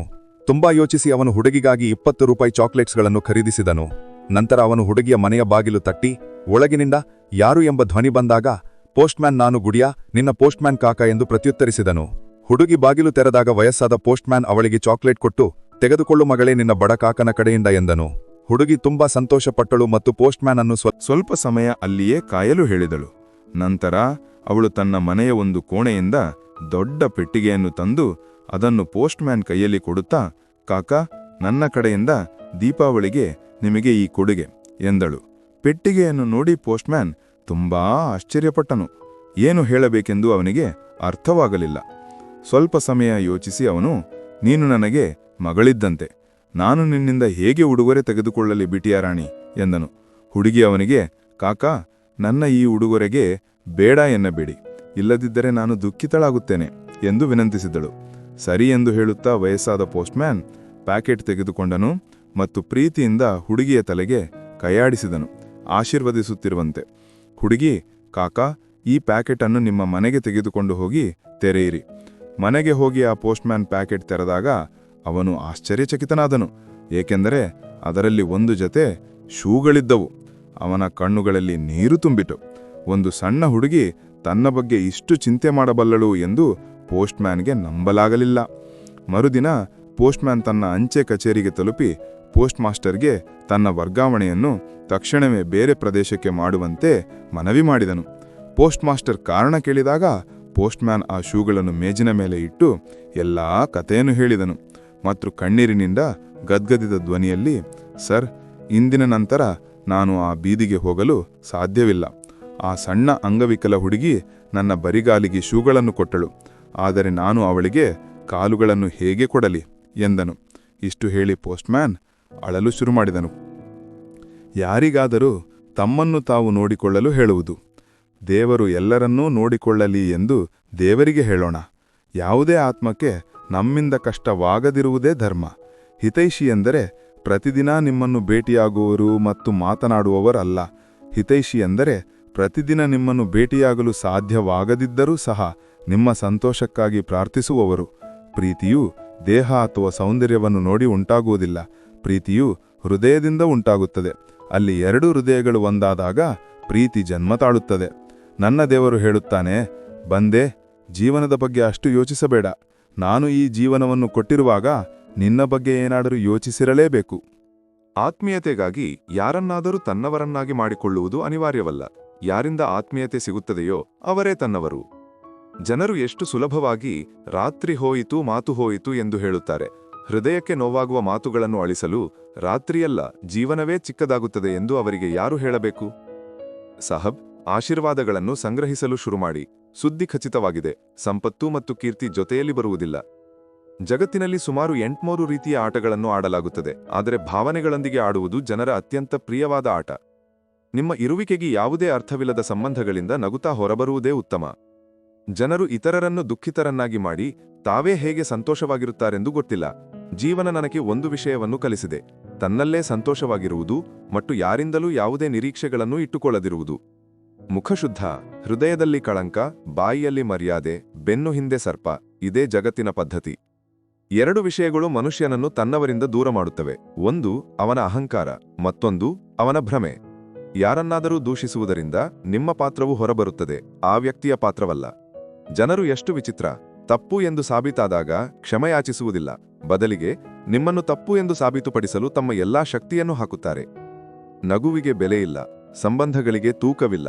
ಜನರು ಪ್ರತಿ ದಾರಿಯಲ್ಲಿ ಸಿಗುತ್ತಾರೆ, ಆದರೆ ಎಲ್ಲರೂ ನಿಮ್ಮಂತೆ ಅಮೂಲ್ಯವಲ್ಲ. ಒಳ್ಳೆಯ ಹೃದಯ ಮತ್ತು ಒಳ್ಳೆಯ ಆಲೋಚನೆ ಎಲ್ಲಾ ಜನರ ಬಳಿ ಇರುವುದಿಲ್ಲ, ಮತ್ತು ಯಾರ ಬಳಿ ಇರುತ್ತದೆಯೋ ಅವರು ಹೃದಯದಿಂದ ತುಂಬಾ ಸುಂದರರು. ನೀವಿಬ್ಬರು ಒಬ್ಬರನ್ನೊಬ್ಬರು ಅದೇ ರೀತಿ ನೋಡಿಕೊಳ್ಳಿ. ನಿಮ್ಮ ನಗರದ ಚಂದ್ರ ನಮ್ಮ ನಗರದಲ್ಲೂ ಉದಯಿಸುತ್ತಾನೆ. ನೀವು ನಮ್ಮ ಕಡೆ ನೋಡುತ್ತೀರಿ ಎಂದು ಎಷ್ಟು ದಿನದಿಂದ ನಿರೀಕ್ಷಿಸುತ್ತಿದ್ದೇನೆ. ಪ್ರಪಂಚದ ಪ್ರಶ್ನೆಗಳನ್ನು ನಾನು ನಗುತ್ತಾ ತಳ್ಳಿ ಹಾಕುತ್ತೇನೆ, ಶ್ಯಾಮ್. ಆದರೆ ಕಣ್ಣುಗಳ ಆರ್ದ್ರತೆ ಹೇಳುತ್ತದೆ, ನೀನು ನನಗೆ ನೆನಪಾಗುತ್ತೀಯಾ. ಸುಖದಲ್ಲಿ, ದುಃಖದಲ್ಲಿ, ಸಂತೋಷದಲ್ಲಿ, ಕಷ್ಟದಲ್ಲಿ, ಜೀವನದ ಪ್ರತಿ ಕ್ಷಣದಲ್ಲಿ ಹೀಗೆಯೇ ಜುದೆಯಾಗಿರಿ. ಕೃಷ್ಣ ಪ್ರೇಮದ ಧಾರಾಳ ರಾಧಾ. ಎರಡೂ ಕಡೆ ನಿಜವಾದ ಪ್ರೀತಿ ಸಿಗುವುದು ಈ ಸೃಷ್ಟಿಯ ಅತ್ಯಂತ ದುಬಾರಿ ಉಡುಗೊರೆ. ಪ್ರೇಮದಲ್ಲಿ ನೀಡಿದ ಅತ್ಯಂತ ದೊಡ್ಡ ಉಡುಗೊರೆ ಯಾವುದೋ ಗೊತ್ತಾ? ಪೂರ್ಣ ಸಮರ್ಪಣೆ. ಎಷ್ಟು ಪ್ರೀತಿಸುತ್ತೇವೆ ನಿನ್ನನ್ನು ಎಂದು ಹೇಳಲು ಬರುವುದಿಲ್ಲ. ಬಸ್ ಇಷ್ಟು ಮಾತ್ರ ಗೊತ್ತು, ನಿನ್ನ ಇಲ್ಲದೆ ಇರಲು ಆಗುವುದಿಲ್ಲ. ನಿಮ್ಮ ವಯಸ್ಸಿಗಿಂತ ನಿಮ್ಮ ಚಿತ್ರದ ಬಗ್ಗೆ ಹೆಚ್ಚು ಗಮನವಿಡಿ, ಏಕೆಂದರೆ ಚಿತ್ರದ ವಯಸ್ಸು ನಿಮ್ಮ ವಯಸ್ಸಿಗಿಂತ ಹೆಚ್ಚು. ಕೋಪ ಮತ್ತು ಬಿರುಗಾಳಿ ಎರಡೂ ಸಮಾನ. ಶಾಂತವಾದ ನಂತರವೇ ಎಷ್ಟು ಹಾನಿಯಾಗಿದೆ ಎಂದು ತಿಳಿಯುತ್ತದೆ. ಸಂಬಂಧವನ್ನು ಸಂಭಾಳಿಸಿಟ್ಟುಕೊಳ್ಳುವ ಅಗತ್ಯವಿದೆ. ಸ್ವಲ್ಪ ಬಿಟ್ಟು ಹೋದರೆ ಸರಿಪಡಿಸುವವರು ಕಡಿಮೆ ಮತ್ತು ಬೆಂಕಿ ಹಚ್ಚುವವರು ಹೆಚ್ಚು ಇರುತ್ತಾರೆ. ಇಂತಹ ಜನರು ನನ್ನ ಸುತ್ತಲೂ ಇದ್ದಾರೆ. ಯಾರ ಹೃದಯಗಳಲ್ಲಿ ವಿಷ ಮತ್ತು ನಾಲಿಗೆಯಲ್ಲಿ ಸಿಹಿಯಾಗಿದೆ. ರೋಗಕ್ಕೆ ಕಾರಣ ರೋಗವೇ ಆಗಿರಬೇಕಾಗಿಲ್ಲ. ಕೆಲವರು ಇತರರ ಸಂತೋಷವನ್ನು ನೋಡಿ ಕೂಡ ಅನಾರೋಗ್ಯಕ್ಕೆ ಒಳಗಾಗುತ್ತಾರೆ. ಯಾವುದೇ ಸಂಬಂಧ ದೊಡ್ಡ ದೊಡ್ಡ ಮಾತುಗಳನ್ನು ಆಡುವುದರಿಂದ ಬಲಗೊಳ್ಳುವುದಿಲ್ಲ, ಆದರೆ ಸಣ್ಣ ಸಣ್ಣ ವಿಷಯಗಳನ್ನು ಅರ್ಥಮಾಡಿಕೊಳ್ಳುವುದರಿಂದ ನಿಜವಾದ ಮತ್ತು ಆಳವಾದ ಸಂಬಂಧವಾಗುತ್ತದೆ. ಇತಿಹಾಸ ಇದಕ್ಕೆ ಸಾಕ್ಷಿಯಾಗಿದೆ. ಯಾರೊಂದಿಗೆ ಹೋಲಿಸಲಾಗುವುದಿಲ್ಲವೋ ಅವರ ಕೆಟ್ಟ ಹೆಸರನ್ನು ಮಾಡಲು ಆರಂಭಿಸುತ್ತಾರೆ. ಸಂಬಂಧವು ಸಾಯುವ ಮೊದಲು ಬಹಳ ಸಮಯದವರೆಗೆ ವೆಂಟಿಲೇಟರ್ನಲ್ಲಿರುತ್ತದೆ. ಅದನ್ನು ಉಳಿಸಲು ಪ್ರಯತ್ನಿಸಿ. ಜನರು ಅಗತ್ಯಕ್ಕೆ ಅನುಗುಣವಾಗಿ ನಮ್ಮನ್ನು ಬಳಸಿಕೊಳ್ಳುತ್ತಾರೆ ಮತ್ತು ಜನರು ನಮ್ಮನ್ನು ಇಷ್ಟಪಡುತ್ತಾರೆ ಎಂದು ನಾವು ಭಾವಿಸುತ್ತೇವೆ. ಇದೇ ಜೀವನದ ಭ್ರಮೆ. 2 ಕ್ಷಣದ ಕೋಪದಿಂದ ಪ್ರೀತಿಯ ಸಂಬಂಧವು ಹಾಳಾಗುತ್ತದೆ. ಎಚ್ಚರವಾಗುವ ಹೊತ್ತಿಗೆ ಸಮಯ ಕಳೆದಿರುತ್ತದೆ. ಯಾವ ಸಂಬಂಧ ನಿಮ್ಮ ಸ್ವಾಭಿಮಾನವನ್ನು ಕಿತ್ತುಕೊಳ್ಳುತ್ತದೆಯೋ ಆ ಸಂಬಂಧವಲ್ಲ, ಅದು ಉಸಿರುಗಟ್ಟಿಸುವಿಕೆಯಾಗಿದೆ. ಯಾವ ಪ್ರೀತಿಯಲ್ಲಿ ಗೌರವವಿರುವುದಿಲ್ಲವೋ ಆ ಪ್ರೀತಿಯಲ್ಲ, ಅದು ಚುಚ್ಚುಮಾತು. ಸ್ನೇಹಿತರೆ, ಈ ಪ್ರಪಂಚದ ಇದು ಪರಮಸತ್ಯ. ಹೇಗೆ ಕರ್ಮ ಮಾಡುತ್ತೇವೆಯೋ ಹಾಗೆಯೇ ಫಲ ಸಿಗುತ್ತದೆ. ನಾವು ಉತ್ತಮ ಕರ್ಮಗಳನ್ನು ಮಾಡಿದರೆ ನಮಗೆ ಉತ್ತಮ ಫಲ ಸಿಗುತ್ತದೆ ಮತ್ತು ನಾವು ಕೆಟ್ಟ ಕರ್ಮಗಳನ್ನು ಮಾಡಿದರೆ ನಮಗೆ ಕೆಟ್ಟ ಫಲವೇ ಸಿಗುತ್ತದೆ. ಆದ್ದರಿಂದ ಯಾವಾಗಲೂ ಉತ್ತಮ ಕರ್ಮಗಳನ್ನು ಮಾಡಿ ಮತ್ತು ಜೀವನದಲ್ಲಿ ಯಶಸ್ಸು ಮತ್ತು ಸಂತೋಷವನ್ನು ಪಡೆಯಿರಿ. ನಮ್ಮ ಕರ್ಮಗಳು ನಮ್ಮ ಜೀವನದ ಆಧಾರವಾಗಿವೆ. ನಾವು ಹೇಗೆ ಕರ್ಮ ಮಾಡುತ್ತೇವೆಯೋ ಹಾಗೆಯೇ ಫಲ ನಮಗೆ ಸಿಗುತ್ತದೆ. ಆದ್ದರಿಂದ ನಾವು ಯಾವಾಗಲೂ ಉತ್ತಮ ಕರ್ಮಗಳನ್ನು ಮಾಡಲು ಪ್ರಯತ್ನಿಸಬೇಕು. ನಮ್ಮ ದುಃಖಗಳಿಗೆ 5 ಕಾರಣಗಳಿವೆ. ತನ್ನಿಚ್ಛೆಯಂತೆ ಏನಾದರೂ ದೊರೆತಾಗ ದೇವರ ಕೃಪೆ ಎಂದು ಹೇಳುವವರು, ಆದರೆ ತನ್ನ ಮನಸ್ಸಿಗೆ ವಿರುದ್ಧವಾದಾಗ ದುಃಖಿತರಾಗುವವರು. ಇದೇ ದೇವರ ಕೃಪೆಯ ಅಪೂರ್ಣ ದರ್ಶನ ದುಃಖಕ್ಕೆ ಮೊದಲ ಕಾರಣ. ಇನ್ನೊಬ್ಬ ವ್ಯಕ್ತಿಗೆ ಏನಾದರೂ ಆಗಲಿ, ಅವನಿಗೆ ಅಹಿತವಾಗಲಿ, ಅವನು ದುಃಖಿತನಾಗಲಿ, ಆದರೆ ನಮ್ಮ ಒಳ್ಳೆಯದಾಗಬೇಕು. ನಮ್ಮ ಈ ಮಲಿನ ಸ್ವಾರ್ಥ ನಮ್ಮ ದುಃಖಕ್ಕೆ 2ನೇ ಕಾರಣ. ನಮಗೆ ವರ್ತಮಾನದಲ್ಲಿ ದೊರೆತಿರುವ ಅಥವಾ ನಾವು ಆಶಿಸುವ ವಸ್ತುಗಳು ಕಳೆದು ಹೋಗುವ ಅಥವಾ ಸಿಗದಿರುವ ನಿರಂತರ ಭಯ ನಮ್ಮ ದುಃಖಗಳಿಗೆ 3ನೇ ಕಾರಣ. ನಾವು ಮಾಡಬೇಕಾದ ಕೆಲಸವನ್ನು ಮಾಡದಿರುವುದು ಮತ್ತು ಮಾಡಬಾರದ ಕೆಲಸವನ್ನು ಮಾಡುವುದು, ಈ ಆಲಸ್ಯಭರಿತ ಅಭ್ಯಾಸಗಳು ನಮ್ಮ ದುಃಖಗಳಿಗೆ 4ನೇ ಕಾರಣ. ನಾವು ನಿಮಿತ್ತವಾಗಿ ಯಾವುದಾದರೂ ಸುಂದರ ಘಟನೆ ನಡೆದರೆ ಅದರ ಸಂಪೂರ್ಣ ಶ್ರೇಯಸ್ಸನ್ನು ನಾವೇ ಪಡೆಯಲು ಬಯಸುತ್ತೇವೆ. ಇದೇ ಅಹಂಕಾರ ನಮ್ಮ ದುಃಖಗಳಿಗೆ 5ನೇ ಕಾರಣ. ಆರೋಗ್ಯವೇ ಅತಿದೊಡ್ಡ ಸಂಪತ್ತು, ಸಂತೋಷವೇ ಅತಿದೊಡ್ಡ ಖಜಾನೆ ಮತ್ತು ಆತ್ಮವಿಶ್ವಾಸವೇ ಅತಿದೊಡ್ಡ ಸ್ನೇಹಿತ. ಇಷ್ಟವಾದ ವ್ಯಕ್ತಿಯೊಂದಿಗೆ ಕೆಲವು ಮಾತುಗಳು ಇಡೀ ದಿನ ಸಂತೋಷವಾಗಿರಲು ಸಾಕು. ಒಂದೇ ಮನೆಯಲ್ಲಿ ಒಟ್ಟಿಗೆ ವಾಸಿಸುವುದು ಕುಟುಂಬ ಎನ್ನಲಾಗುವುದಿಲ್ಲ. ಬದಲಿಗೆ ಒಟ್ಟಿಗೆ ಬದುಕುವುದು, ಒಬ್ಬರನ್ನೊಬ್ಬರು ಅರ್ಥ ಮಾಡಿಕೊಳ್ಳುವುದು ಮತ್ತು ಒಬ್ಬರನ್ನೊಬ್ಬರು ಕಾಳಜಿ ವಹಿಸುವುದು ಕುಟುಂಬ ಎನಿಸುತ್ತದೆ. ಏನನ್ನೂ ಪಡೆಯುವ ಆಸೆ ಇಲ್ಲದಿದ್ದರೂ ಕಳೆದುಕೊಳ್ಳುವ ಭಯವಿರುವುದನ್ನು ಪ್ರೀತಿ ಎನ್ನುತ್ತಾರೆ. ಬನ್ನಿ, ಶ್ರೀ ರಾಧಾರಾಣಿಯ ಚರಣಗಳಲ್ಲಿ ಹಾಜರಿ ಹಾಕಿ ದಿನವನ್ನು ಪ್ರಾರಂಭಿಸೋಣ. ಹೃದಯದಿಂದ ಹೇಳಿ, ಜಯ ಜಯ ಶ್ರೀ ರಾಧೆ. ಒಮ್ಮೆ ರಾಧಾ ಎನ್ನಿ, 100 ಬಾರಿ ಕೃಷ್ಣ ಎನ್ನುತ್ತಾರೆ. ರಾಧಾ ರಾಧಾ ಸ್ಮರಣೆ ಮಾಡಿ ಭವಸಾಗರ ದಾಟಿ. ರಾಧಾ ರಾಧಾ ಎನ್ನಿರಿ, ಎಂದಿಗೂ ಬಿಡಬೇಡಿ. ರಾಧಾ ರಾಧಾ ಜಪಿಸುತ್ತಾ ಹೋಗಿ, ಎಲ್ಲಾ ಪಾಪಗಳು ನಾಶವಾಗುತ್ತವೆ. ಶಾಂತ ಮನಸ್ಸು ಜೀವನದಲ್ಲಿ ಯಾವುದೇ ಸವಾಲನ್ನು ಎದುರಿಸಲು ಅಂತಿಮ ಅಸ್ತ್ರವಾಗಿದೆ. ಇಡೀ ವಿಶ್ವವೇ ಯಾವ ಭಗವಾನ್ ಶ್ರೀಕೃಷ್ಣನನ್ನು ಆರಾಧಿಸುತ್ತದೆಯೋ ಶ್ರೀಕೃಷ್ಣನು ಕಿಶೋರಿಜಿಯನ್ನು ಆರಾಧಿಸುತ್ತಾನೆ. ಜೀವನ ನನಗೆ ಒಂದು ವಿಷಯವನ್ನು ಕಲಿಸಿದೆ, ತನ್ನಲ್ಲೇ ಸಂತೋಷವಾಗಿರುವುದು ಮತ್ತು ಯಾರಿಂದಲೂ ಯಾವುದೇ ನಿರೀಕ್ಷೆಗಳನ್ನು ಇಟ್ಟುಕೊಳ್ಳದಿರುವುದು. ಯಾರ ಅದೃಷ್ಟ ಕೆಟ್ಟಿದೆಯೋ ಅವರಿಗೆ ದೇವರು ಕ್ಷಮಿಸುತ್ತಾನೆ, ಆದರೆ ಯಾರ ದುರ್ಬುದ್ಧಿ ಕೆಟ್ಟಿದೆಯೋ ಅವರಿಗೆ ದೇವರು ಎಂದಿಗೂ ಕ್ಷಮಿಸುವುದಿಲ್ಲ. ಮನುಷ್ಯನ ಅತಿದೊಡ್ಡ ಶತ್ರು ಅವನ ಮನಸ್ಸು. ನೋವು ನೀಡುವ ಕ್ಷಣಗಳನ್ನು ಅದು ಹಿಡಿದು ತರುತ್ತದೆ. ಪಾಪವು ಅಂತಹ ಒಂದು ಉತ್ಪನ್ನವಾಗಿದ್ದು ಖರೀದಿಸಲು ಅಗ್ಗವೆಂದು ತೋರುತ್ತದೆ, ಆದರೆ ಅದರ ಬೆಲೆ ತೆರಲು ಜನ್ಮಗಳು ಕಳೆದು ಹೋಗುತ್ತವೆ. ಬದಲಾಗುವವರು ಬದಲಾಗಿಯೇ ಹೋಗುತ್ತಾರೆ. ಸಮಯ ಕೇವಲ ಒಂದು ನೆಪವಾಗಿರುತ್ತದೆ. ಯಾವುದಕ್ಕಾದರೂ ನೀವು ಎಷ್ಟು ತಾಳ್ಮೆ ವಹಿಸಿದ್ದೀರಿ ಎಂದು ದೇವರಿಗೆ ತಿಳಿದಿದೆ ಮತ್ತು ನಂಬಿ, ನಿಮ್ಮ ತಾಳ್ಮೆಯ ಪ್ರತಿ ಕ್ಷಣಕ್ಕೂ ಬೆಲೆ ಸಿಗುತ್ತದೆ. ದೇವರ ಮೇಲೆ ವಿಶ್ವಾಸವಿಡಿ. ವಿಷಕ್ಕೂ ತನ್ನದೇ ಆದ ಲೆಕ್ಕವಿದೆ. ಸಾಯಲು ಸ್ವಲ್ಪ ಮತ್ತು ಬದುಕಲು ತುಂಬಾ ಕುಡಿಯಬೇಕಾಗುತ್ತದೆ. ಒಳ್ಳೆಯವರನ್ನು ಎಂದಿಗೂ ಪರೀಕ್ಷಿಸಬೇಡಿ, ಏಕೆಂದರೆ ಅವರು ಪಾದರಸದಂತವರು. ನೀವು ಅವರನ್ನು ನೋಯಿಸಿದರೆ ಅವರು ಒಡೆಯುವುದಿಲ್ಲ, ಆದರೆ ಜಾರಿ ನಿಮ್ಮ ಜೀವನದಿಂದ ಸದ್ದಿಲ್ಲದೆ ಹೊರಕು ಹೋಗುತ್ತಾರೆ. ಸಮಯ ಕಿವುಡಾಗಿದೆ, ಯಾರದನ್ನೂ ಕೇಳುವುದಿಲ್ಲ, ಆದರೆ ಕುರುಡಲ್ಲ, ಎಲ್ಲವನ್ನೂ ನೋಡುತ್ತದೆ. ಉಪವಾಸ ಯಾವಾಗಲೂ ಅನ್ನದ್ದೇಕೆ? ಕೆಲವೊಮ್ಮೆ ಲೋಭ, ದುರಾಸೆ, ಚಾಡಿ ಮಾತು, ಸುಳ್ಳು, ಕಾಮ, ಕ್ರೋಧ ಮತ್ತು ಕೆಟ್ಟ ಆಲೋಚನೆಗಳ ಉಪವಾಸವೂ ಇರಬೇಕು. ನಾನು ಒಂದು ವಿಷಯವನ್ನು ಗಮನಿಸಿದ್ದೇನೆ, ಯಾರು ಸತ್ಯವಂತರು, ಪ್ರಾಮಾಣಿಕರು, ನೇರ ನಡತೆಯವರು ಅವರ ಗೌರವ 0 ಇರುತ್ತದೆ. ಮತ್ತು ಯಾರು ಸುಳ್ಳು ಹೇಳುತ್ತಾರೆ ಮತ್ತು ವಂಚಿಸುತ್ತಾರೋ ಅವರು ಎಲ್ಲರಿಗೂ ಹೀರೋ ಆಗಿಬಿಡುತ್ತಾರೆ. ಪದಗಳನ್ನು ಎಚ್ಚರಿಕೆಯಿಂದ ಬಳಸಿ ಸಾಹೇಬ್. ಇವು ಪೋಷಣೆಯ ಪ್ರಮಾಣ ಪತ್ರವನ್ನು ಪ್ರಸ್ತುತಪಡಿಸುತ್ತವೆ. ನನ್ನ ಮೌನವನ್ನು ನನ್ನ ಸೋಲು ಎಂದು ತಿಳಿಯಬೇಡಿ. ನಾನು ನನ್ನ ನಿರ್ಧಾರಗಳನ್ನು ದೇವರ ಮೇಲೆ ಬಿಟ್ಟಿದ್ದೇನೆ. ನಿಮ್ಮ ಸಂಬಂಧಗಳಿಗೆ ಬೆಲೆ ನೀಡದ ವ್ಯಕ್ತಿಯೊಂದಿಗೆ ನಿಲ್ಲುವುದಕ್ಕಿಂತ ಒಬ್ಬಂಟಿಯಾಗಿ ನಿಲ್ಲುವುದು ಉತ್ತಮ. ಇದು ಅಹಂಕಾರವಲ್ಲ, ಸ್ವಾಭಿಮಾನ.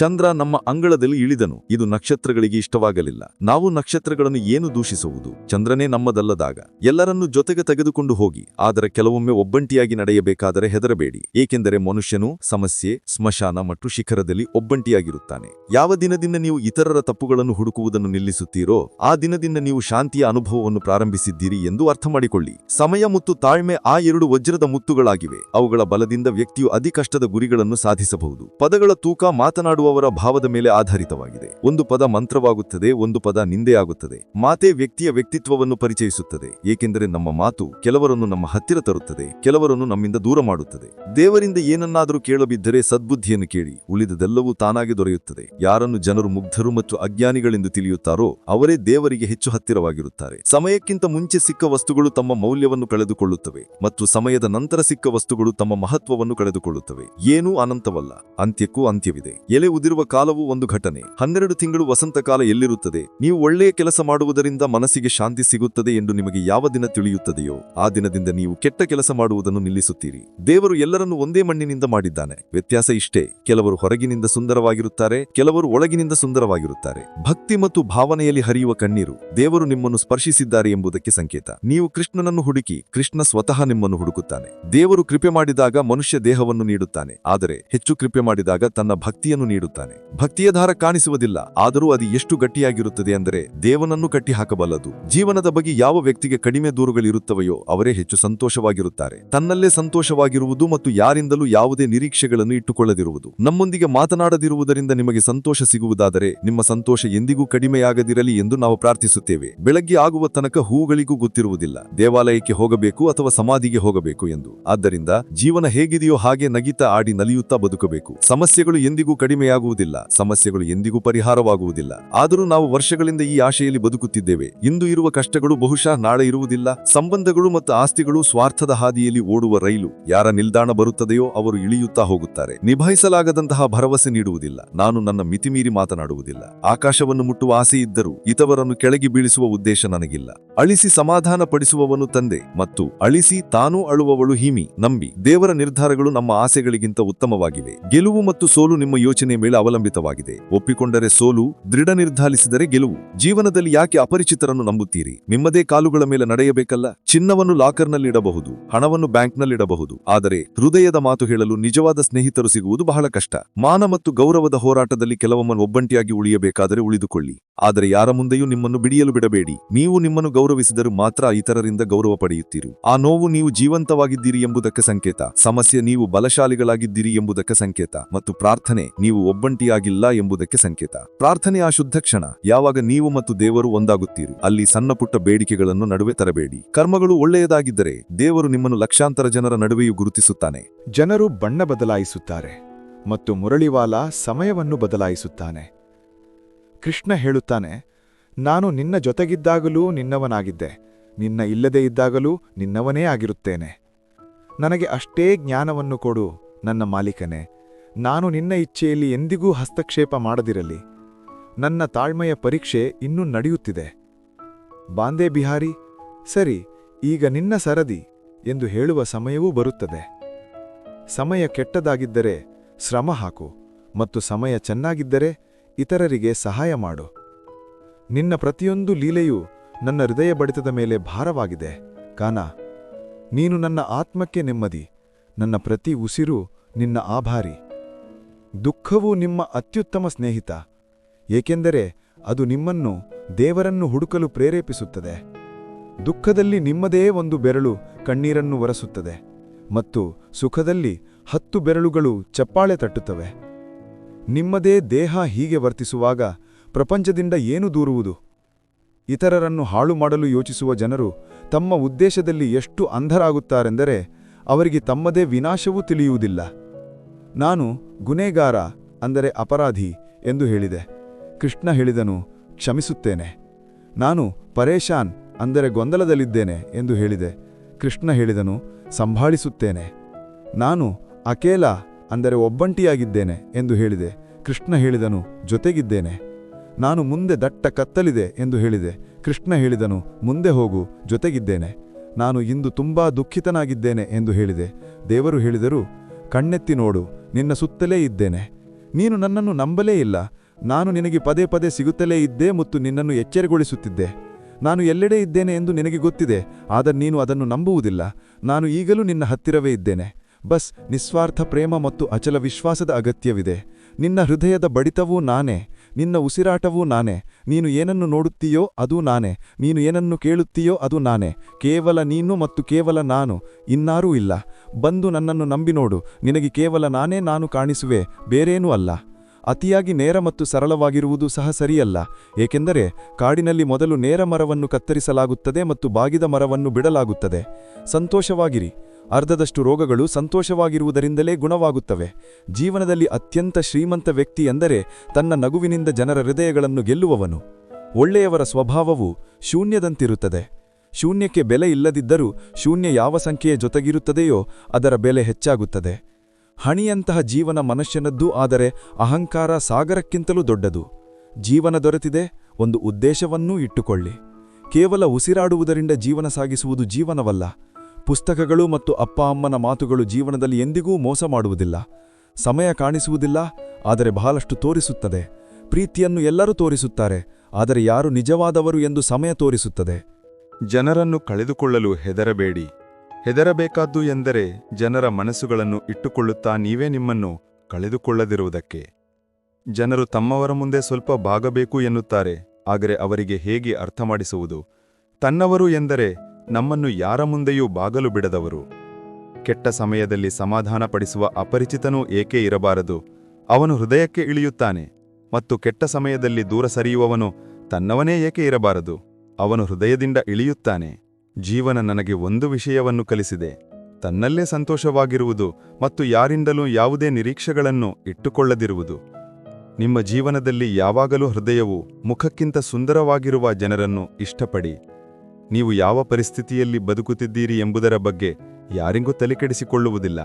ನಿಮ್ಮ ಪರಿಸ್ಥಿತಿಗಳನ್ನು ನೀವೇ ಬದಲಾಯಿಸಿಕೊಳ್ಳಬೇಕು. ನಮ್ಮ ಇಲ್ಲದೆ ಈ ಜಗತ್ತು ಸಾಗುತ್ತಲೇ ಇರುತ್ತದೆ. ಒಂದು ನಕ್ಷತ್ರ ಉದುರಿದರೆ ಆಕಾಶ ಖಾಲಿಯಾಗುವುದಿಲ್ಲ.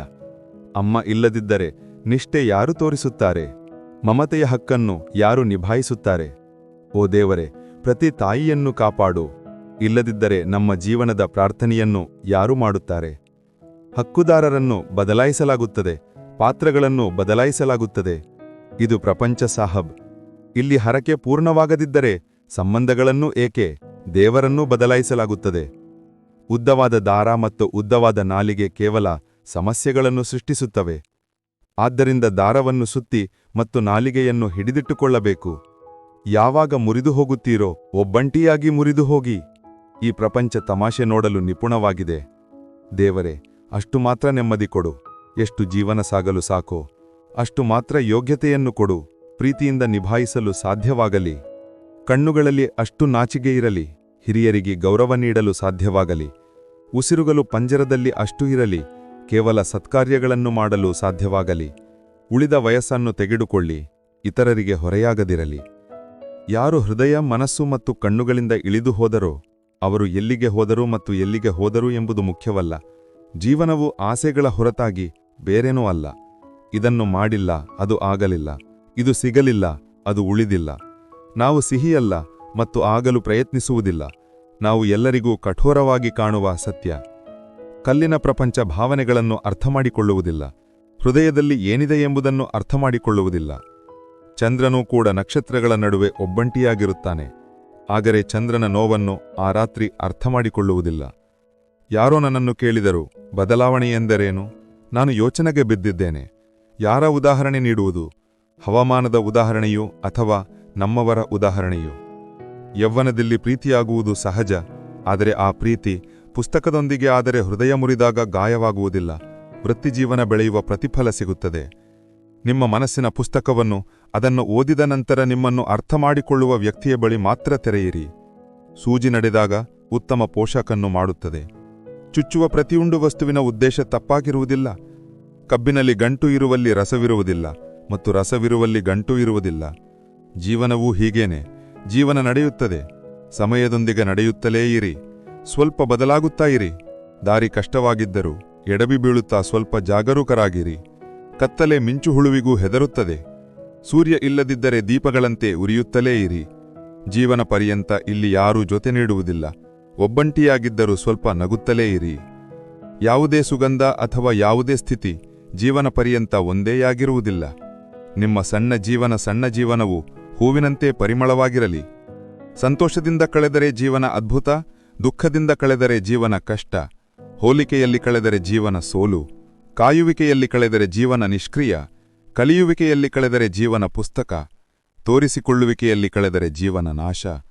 ಒಮ್ಮೆ ಸಿಗುತ್ತದೆ, ಪ್ರೀತಿಯಿಂದ ಕಳೆಯಿರಿ ಜೀವನವನ್ನು. ಜನನಗಳು ಪ್ರತಿದಿನ ಆಗುತ್ತವೆ, ಸ್ಮರಣೀಯವನ್ನಾಗಿ ಮಾಡಿ ಜೀವನವನ್ನು. ಸ್ವಲ್ಪ ದಣಿದಿದ್ದೇನೆ, ದೂರ ಹೋಗುವುದನ್ನು ಬಿಟ್ಟಿದ್ದೇನೆ, ಆದರೆ ನಡೆಯುವುದನ್ನು ಬಿಟ್ಟಿದ್ದೇನೆ ಎಂದಲ್ಲ. ದೂರಗಳು ಸಾಮಾನ್ಯವಾಗಿ ಸಂಬಂಧಗಳಲ್ಲಿ ಅಂತರವನ್ನು ಹೆಚ್ಚಿಸುತ್ತವೆ, ಆದರೆ ನಾನು ನಮ್ಮವರನ್ನು ಭೇಟಿಯಾಗುವುದನ್ನು ಬಿಟ್ಟಿದ್ದೇನೆ ಎಂದಲ್ಲ. ಹೌದು, ನಾನು ಈ ಪ್ರಪಂಚದ ಜನಸಂದಣಿಯಲ್ಲಿ ಸ್ವಲ್ಪ ಒಬ್ಬಂಟಿಯಾಗಿದ್ದೇನೆ, ಆದರೆ ನಾನು ಆತ್ಮೀಯತೆಯನ್ನು ಬೆಳೆಸುವುದನ್ನು ಬಿಟ್ಟಿದ್ದೇನೆ ಎಂದಲ್ಲ. ನಮ್ಮವರನ್ನು ನೆನಪಿಸಿಕೊಳ್ಳುತ್ತೇನೆ, ಆದರೆ ಎಷ್ಟು ನೆನಪಿಸಿಕೊಳ್ಳುತ್ತೇನೆ ಎಂದು ಹೇಳುವುದನ್ನು ಬಿಟ್ಟಿದ್ದೇನೆ. ಉಪವಾಸ ಮಾಡುವುದರಿಂದ ದೇವರು ಸಂತೋಷಪಡುತ್ತಿದ್ದರೆ ಈ ಜಗತ್ತಿನಲ್ಲಿ ಬಹಳ ದಿನಗಳವರೆಗೆ ಖಾಲಿ ಹೊಟ್ಟೆಯಲ್ಲಿ ಇರುವ ಭಿಕ್ಷುಕನೇ ಅತ್ಯಂತ ಸಂತೋಷದ ಮನುಷ್ಯನಾಗುತ್ತಿದ್ದ. ಉಪವಾಸ ಅನ್ನದ್ದಲ್ಲ, ಆಲೋಚನೆಗಳದ್ದಾಗಿರಬೇಕು. ಮನುಷ್ಯ ತನ್ನ ದೃಷ್ಟಿಯಲ್ಲಿ ಸರಿಯಾಗಿರಬೇಕು. ಜಗತ್ತು ದೇವರಿಂದಲೂ ದುಃಖಿತವಾಗಿದೆ. ತಂದೆಯ ಪಾದವನ್ನು ಸ್ಪರ್ಶಿಸುವವನು ಎಂದಿಗೂ ಆಸ್ತಿಹೀನನಾಗುವುದಿಲ್ಲ.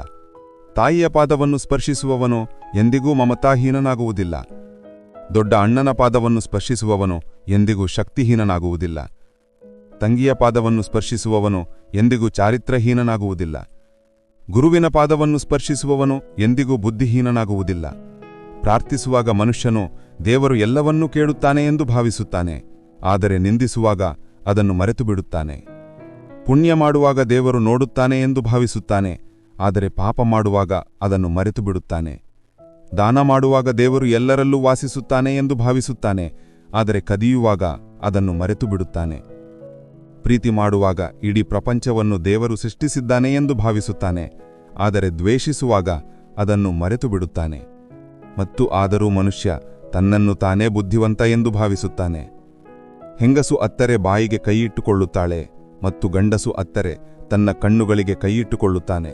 ಏಕೆಂದರೆ ಈ ಪ್ರಕೃತಿಯು ಹೆಂಗಸರ ಹೆಚ್ಚಿನ ಪಾಪಗಳು ನಾಲಿಗೆಯಿಂದ ಆಗುತ್ತವೆ ಮತ್ತು ಗಂಡಸರ ಪಾಪಗಳು ಅವರ ದೃಷ್ಟಿಯಿಂದ ಆಗುತ್ತವೆ ಎಂದು ಹೇಳುತ್ತದೆ.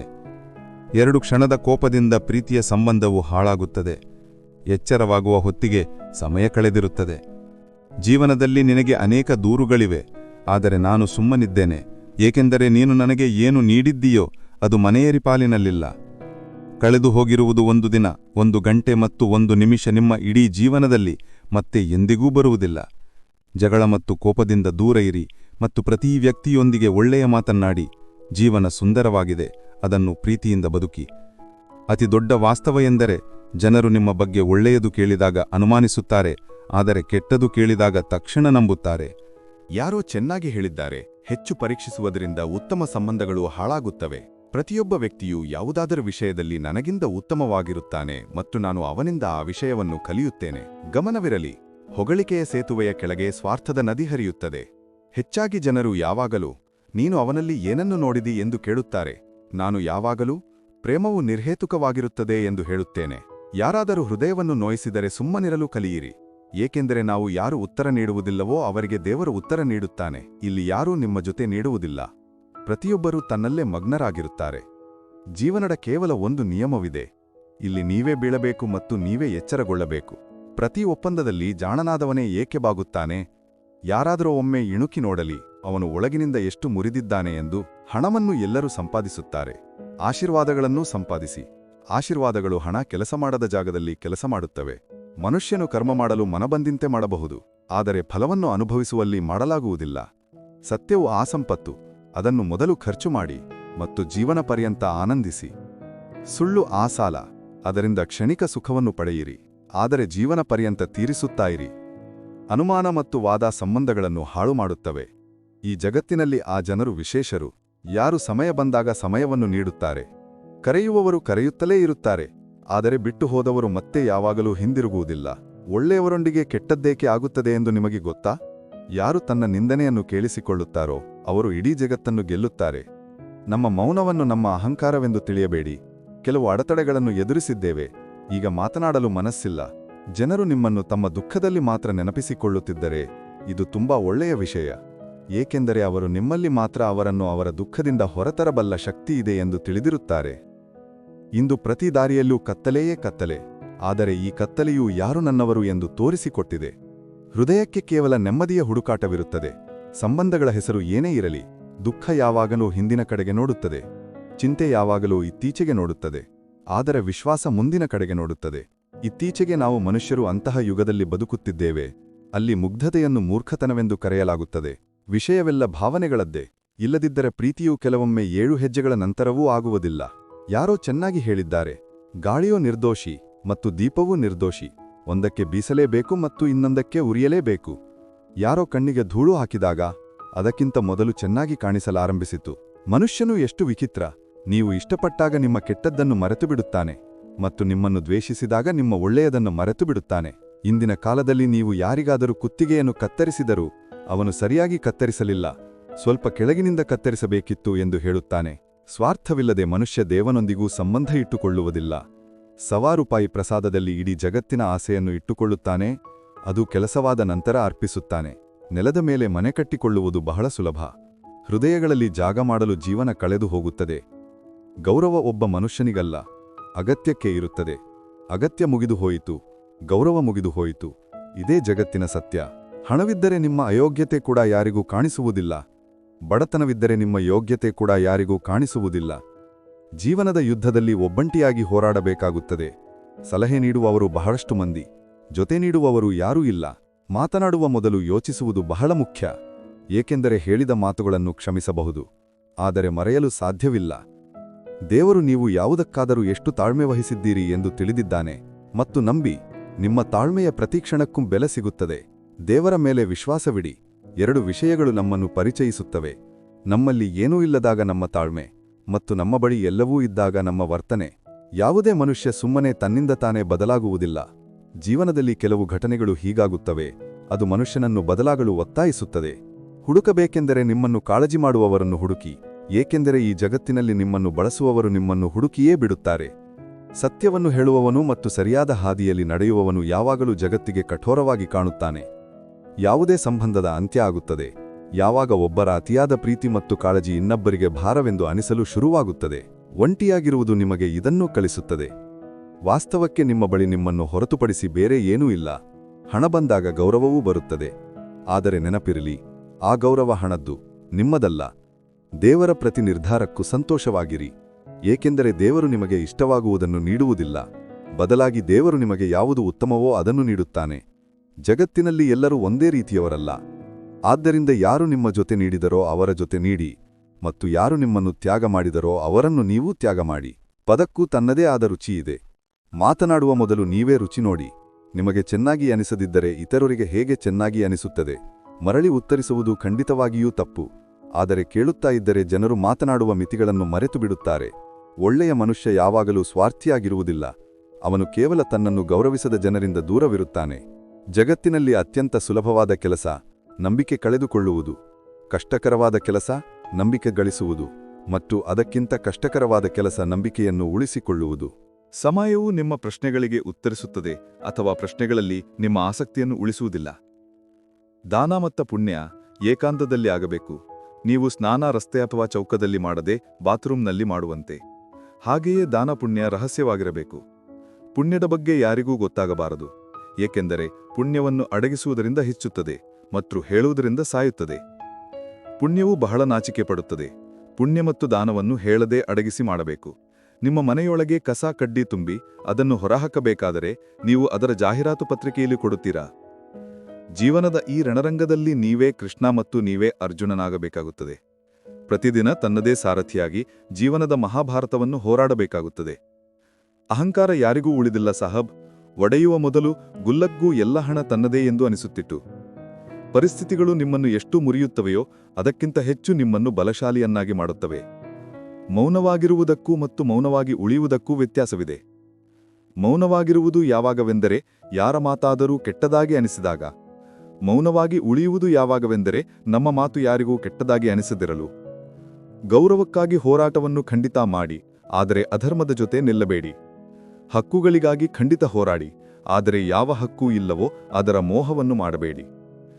ಕೆಲವು ವಿಧಿಗಳು ಸೋತವು, ಕೆಲವು ಕನಸುಗಳು ಮುರಿದವು, ಕೆಲವು ಹೊರಗಿನವರು ಹಾಳು ಮಾಡಿದರು, ಕೆಲವು ನಮ್ಮವರು ಬಿಟ್ಟು ಹೋದವು.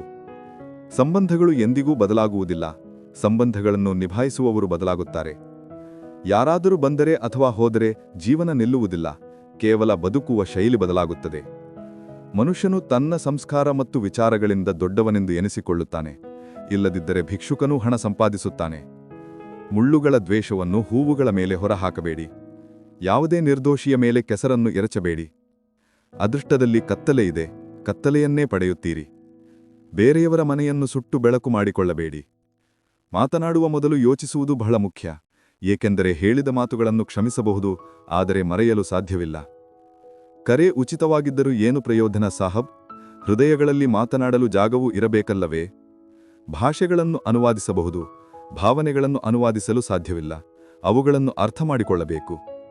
ಜೀವನದಲ್ಲಿ ಪ್ರೀತಿಯನ್ನು ಎಲ್ಲರೂ ತೋರಿಸುತ್ತಾರೆ, ಆದರೆ ಯಾರು ನಮ್ಮವರು ಎಂದು ಸಮಯ ತೋರಿಸುತ್ತದೆ.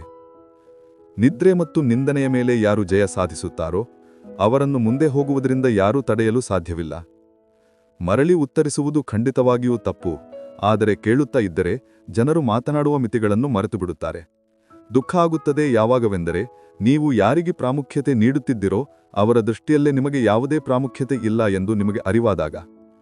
ತಂದೆ ತಾಯಿ ಆ ವ್ಯಕ್ತಿಗಳು, ಅವರ ಬೆವರಿನ ಒಂದು ಹನಿ ಸಾಲವನ್ನೂ ಸಹ ಮಕ್ಕಳು ತೀರಿಸಲು ಸಾಧ್ಯವಿಲ್ಲ. ಬದಲಾವಣೆಯ ಶೋಕ ಮಾಡುವುದರಿಂದ ಬದಲಾವಣೆ ಮುಂದೂಡಲ್ಪಡುತ್ತದೆ. ಇದು ಪ್ರಪಂಚದ ಕಠೋರ ನಿಯಮ. ಯಾರು ಬದಲಾವಣೆಯೊಂದಿಗೆ ಬದಲಾಗಲು ಕಲಿಯಲಿಲ್ಲವೋ ಅವರೇ ಜೀವನದ ಸಂಘರ್ಷದಲ್ಲಿ ಹೆಚ್ಚು ದುಃಖವನ್ನು ಅನುಭವಿಸುತ್ತಾರೆ. ಸುಖ ಮತ್ತು ದುಃಖ ತಮ್ಮ ಅದೃಷ್ಟದಿಂದ ಸಿಗುತ್ತದೆ. ಶ್ರೀಮಂತಿಕೆ ಬಡತನಕ್ಕೆ ಇದರ ಯಾವುದೇ ಸಂಬಂಧವಿಲ್ಲ. ಅಳುವವನು ಅರಮನೆಗಳಲ್ಲಿಯೂ ಅಳುತ್ತಾರೆ ಮತ್ತು ಅದೃಷ್ಟದಲ್ಲಿ ಸಂತೋಷವಿದ್ದರೆ ಗುಡಿಸಲಿನಲ್ಲಿಯೂ ನಗು ಪ್ರತಿಧ್ವನಿಸುತ್ತದೆ. ಯಾರು ತಮ್ಮ ದುಃಖಗಳಿಂದ ಮುಕ್ತಿ ಬಯಸುತ್ತಾರೋ ಅವರು ಹೋರಾಡಬೇಕು, ಮತ್ತು ಯಾರು ಹೋರಾಡಲು ಬಯಸುತ್ತಾರೋ ಅವರು ಅದಕ್ಕೂ ಮೊದಲು ಕಲಿಯಬೇಕು, ಏಕೆಂದರೆ ಜ್ಞಾನವಿಲ್ಲದೆ ಹೋರಾಟದಲ್ಲಿ ಸೋಲು ನಿಶ್ಚಿತ. ಜಗತ್ತಿನ ಅಂತ್ಯ ಹೇಗಾಗುತ್ತಿದೆ ನೋಡಿ. ರಾಜಕೀಯದಲ್ಲಿ ಕಾನೂನು ಮುಗಿದಿದೆ, ಶಾಲೆಗಳಲ್ಲಿ ಓದು ಮುಗಿದಿದೆ, ಆಸ್ಪತ್ರೆಗಳಲ್ಲಿ ಆಮ್ಲಜನಕ ಮುಗಿದಿದೆ, ಮತ್ತು ಎಲ್ಲಕ್ಕಿಂತ ಹೆಚ್ಚಾಗಿ ಕುಟುಂಬಗಳಲ್ಲಿ ಸಂಬಂಧಗಳು ಮುಗಿದಿವೆ. ಯಾರಿಗೂ ಮುಕ್ತ ಪುಸ್ತಕವಾಗಬೇಡಿ. ಟೈಮ್ ಪಾಸ್ ಯುಗವಿದು, ಬಳಸಿ ಎಸೆಯಲಾಗುತ್ತದೆ. ಬದಲಾವಣೆಯ ಶೋಕ ಮಾಡುವುದರಿಂದ ಬದಲಾವಣೆ ಮುಂದೂಡಲ್ಪಡುತ್ತದೆ. ಇದು ಪ್ರಪಂಚದ ಕಠೋರ ನಿಯಮ. ಯಾರು ಬದಲಾವಣೆಯೊಂದಿಗೆ ಬದಲಾಗಲು ಕಲಿಯಲಿಲ್ಲವೋ ಅವರೇ ಜೀವನದ ಸಂಘರ್ಷದಲ್ಲಿ ಹೆಚ್ಚು ದುಃಖವನ್ನು ಅನುಭವಿಸುತ್ತಾರೆ. ಜನರು ಹೇಳುತ್ತಾರೆ, ಮನುಷ್ಯ ತನ್ನ ಅದೃಷ್ಟವನ್ನು ತಾನೇ ಬರೆಯುತ್ತಾನೆ. ಇದು ನಿಜವಾದರೆ ತನ್ನ ಅದೃಷ್ಟದಲ್ಲಿ ನೋವನ್ನು ಯಾರು ಬರೆಯುತ್ತಾರೆ? ಸಂಬಂಧಿಕರು ವಿರೋಧ ಪಕ್ಷದ ನಾಯಕರಂತೆ ಇರುತ್ತಾರೆ. ನೀವು ಎಷ್ಟೇ ಒಳ್ಳೆಯದು ಮಾಡಿದರೂ ನಿಂದಿಸುತ್ತಾರೆ. ಒಂಟಿಯಾಗಿರಿ, ಆದರೆ ನಿಮಗೆ ಮಹತ್ವ ನೀಡದವರ ಜೊತೆ ಇರಬೇಡಿ. ಒಂದು ಹಂತದ ನಂತರ ಮನುಷ್ಯ ಎಲ್ಲವನ್ನೂ ಬಿಟ್ಟು ಬಿಡುತ್ತಾನೆ. ದೂರುವಲ್ಲಿರುವಿ, ಸ್ನೇಹ ಮಾಡುವುದಿರಲಿ, ಸಮಾಧಾನಪಡಿಸುವುದಿರಲಿ, ಮತ್ತು ನಂತರ ಹೃದಯ ಹೀಗಾಗುತ್ತದೆ, ಯಾರಾದರೂ ಮಾತನಾಡಿದರೆ ಸರಿ, ಮಾತನಾಡದಿದ್ದರೂ ಸರಿ, ಏಕೆಂದರೆ ಜಗತ್ತು ತುಂಬಾ ಸುಳ್ಳು ಮತ್ತು ಸ್ವಾರ್ಥ ಎಂದು ತಿಳಿದಿರುತ್ತದೆ. ಕೆಟ್ಟ ಸಮಯದಲ್ಲಿ ಸಮಾಧಾನಪಡಿಸುವ ಅಪರಿಚಿತನೂ ಏಕೆ ಇರಬಾರದು, ಅವನು ಹೃದಯಕ್ಕೆ ಇಳಿಯುತ್ತಾನೆ. ಮತ್ತು ಕೆಟ್ಟ ಸಮಯದಲ್ಲಿ ದೂರ ಸರಿಯುವವನು ನಮ್ಮವನೇ ಏಕೆ ಇರಬಾರದು, ಅವನು ಹೃದಯದಿಂದ ಇಳಿಯುತ್ತಾನೆ. ಜೀವನ ಎಷ್ಟು ಕಠಿಣವಾಗುತ್ತದೆಯೋ ನೀವು ಅಷ್ಟೇ ಶಕ್ತಿಶಾಲಿಗಳಾಗುತ್ತೀರಿ. ನೀವು ಎಷ್ಟು ಶಕ್ತಿಶಾಲಿಗಳಾಗುತ್ತೀರೋ ಜೀವನ ಅಷ್ಟೇ ಸುಲಭವಾಗಿ ತೋರುತ್ತದೆ. ಒಂದಲ್ಲ ಒಂದು ದಿನ ನೀವು ಅರ್ಥಮಾಡಿಕೊಳ್ಳುತ್ತೀರಿ, ನೀವು ಏನು ಕೊಡುತ್ತೀರೋ ಅದೇ ನೀವು, ನೀವು ಏನು ನಗುತ್ತೀರೋ ಅದೇ ನೀವು, ಮತ್ತು ನಿಮ್ಮ ಕಣ್ಣುಗಳು ಏನು ಹೇಳುತ್ತವೆಯೋ ಅದೇ ನೀವು. ಪರೀಕ್ಷೆ ಯಾವಾಗಲೂ ಒಂಟಿಯಾಗಿರುತ್ತದೆ, ಆದರೆ ಅದರ ಫಲಿತಾಂಶ ಎಲ್ಲರ ಮುಂದಿರುತ್ತದೆ. ಆದ್ದರಿಂದ ಯಾವುದೇ ಕರ್ಮ ಮಾಡುವ ಮೊದಲು ಫಲಿತಾಂಶದ ಬಗ್ಗೆ ಯೋಚಿಸಿ. ಸತ್ಯ ಒಂದು ಶಸ್ತ್ರಚಿಕಿತ್ಸೆಯಂತೆ, ಸ್ವಲ್ಪ ನೋವು ನೀಡುತ್ತದೆ, ಆದರೆ ಪ್ರಯೋಜನ ನೀಡುತ್ತದೆ. ಸುಳ್ಳು ಒಂದು ನೋವು ನಿವಾರಕದಂತೆ, ಅದು ನಿಮಗೆ ತಾತ್ಕಾಲಿಕ ಪರಿಹಾರ ನೀಡುತ್ತದೆ, ಆದರೆ ಜೀವನ ಪರ್ಯಂತ ಅಡ್ಡ ಪರಿಣಾಮಗಳನ್ನು ನೀಡುತ್ತದೆ. ಸ್ವಾರ್ಥಿಗಳ ವಸತಿಯಲ್ಲಿ ಉಪಕಾರ ಮಾಡುವುದು ಅಪರಾಧ. ಯಾರಿಗೆ ಈಜಲು ಕಲಿಸುತ್ತೇವೋ ಅವರೇ ಮುಳುಗಿಸಲು ಸಿದ್ಧರಾಗಿರುತ್ತಾರೆ. ಮನುಷ್ಯ ಬದಲಾಗಿದ್ದಾನೆ ಎಂದು ಹೇಳುವುದು ಅನಿವಾರ್ಯವಲ್ಲ. ಬಹುಶಃ ಅವನು ಜೀವನದ ಯಾವುದಾದರೂ ಜಟಿಲ ಸಮಸ್ಯೆಯಲ್ಲಿ ಸಿಕ್ಕಿಹಾಕಿಕೊಂಡಿರಬಹುದು. ಇತ್ತೀಚೆಗೆ ಸಂಬಂಧಗಳು ಸೂರ್ಯಕಾಂತಿ ಹೂವುಗಳಂತೆ ಆಗಿವೆ. ಎಲ್ಲಿ ಹೆಚ್ಚು ಪ್ರಯೋಜನ ಸಿಗುತ್ತದೆಯೋ ಅಲ್ಲಿಗೆ ತಿರುಗುತ್ತವೆ. ಜನರು ನೀವು ಅಷ್ಟು ಸಂತೋಷವಾಗಿ ಹೇಗೆ ಇರುತ್ತೀರಿ ಎಂದು ಕೇಳುತ್ತಾರೆ. ನಾವು ಹೇಳಿದೆವು, ನಾವು ಯಾರ ಸಂತೋಷವನ್ನು ನೋಡಿ ಅಸೂಯೆ ಪಡುವುದಿಲ್ಲ ಮತ್ತು ನಮ್ಮ ದುಃಖವನ್ನು ಯಾರಿಗೂ ಹೇಳುವುದಿಲ್ಲ. ಅದೃಷ್ಟದಿಂದ ದೊರೆಯುವುದನ್ನು 7 ತಲೆಮಾರುಗಳು ಅನುಭವಿಸುತ್ತವೆ. ಕಸಿದುಕೊಂಡು ಪಡೆಯಲಾಗುವುದನ್ನು 7 ತಲೆಮಾರುಗಳು ಅನುಭವಿಸುತ್ತವೆ.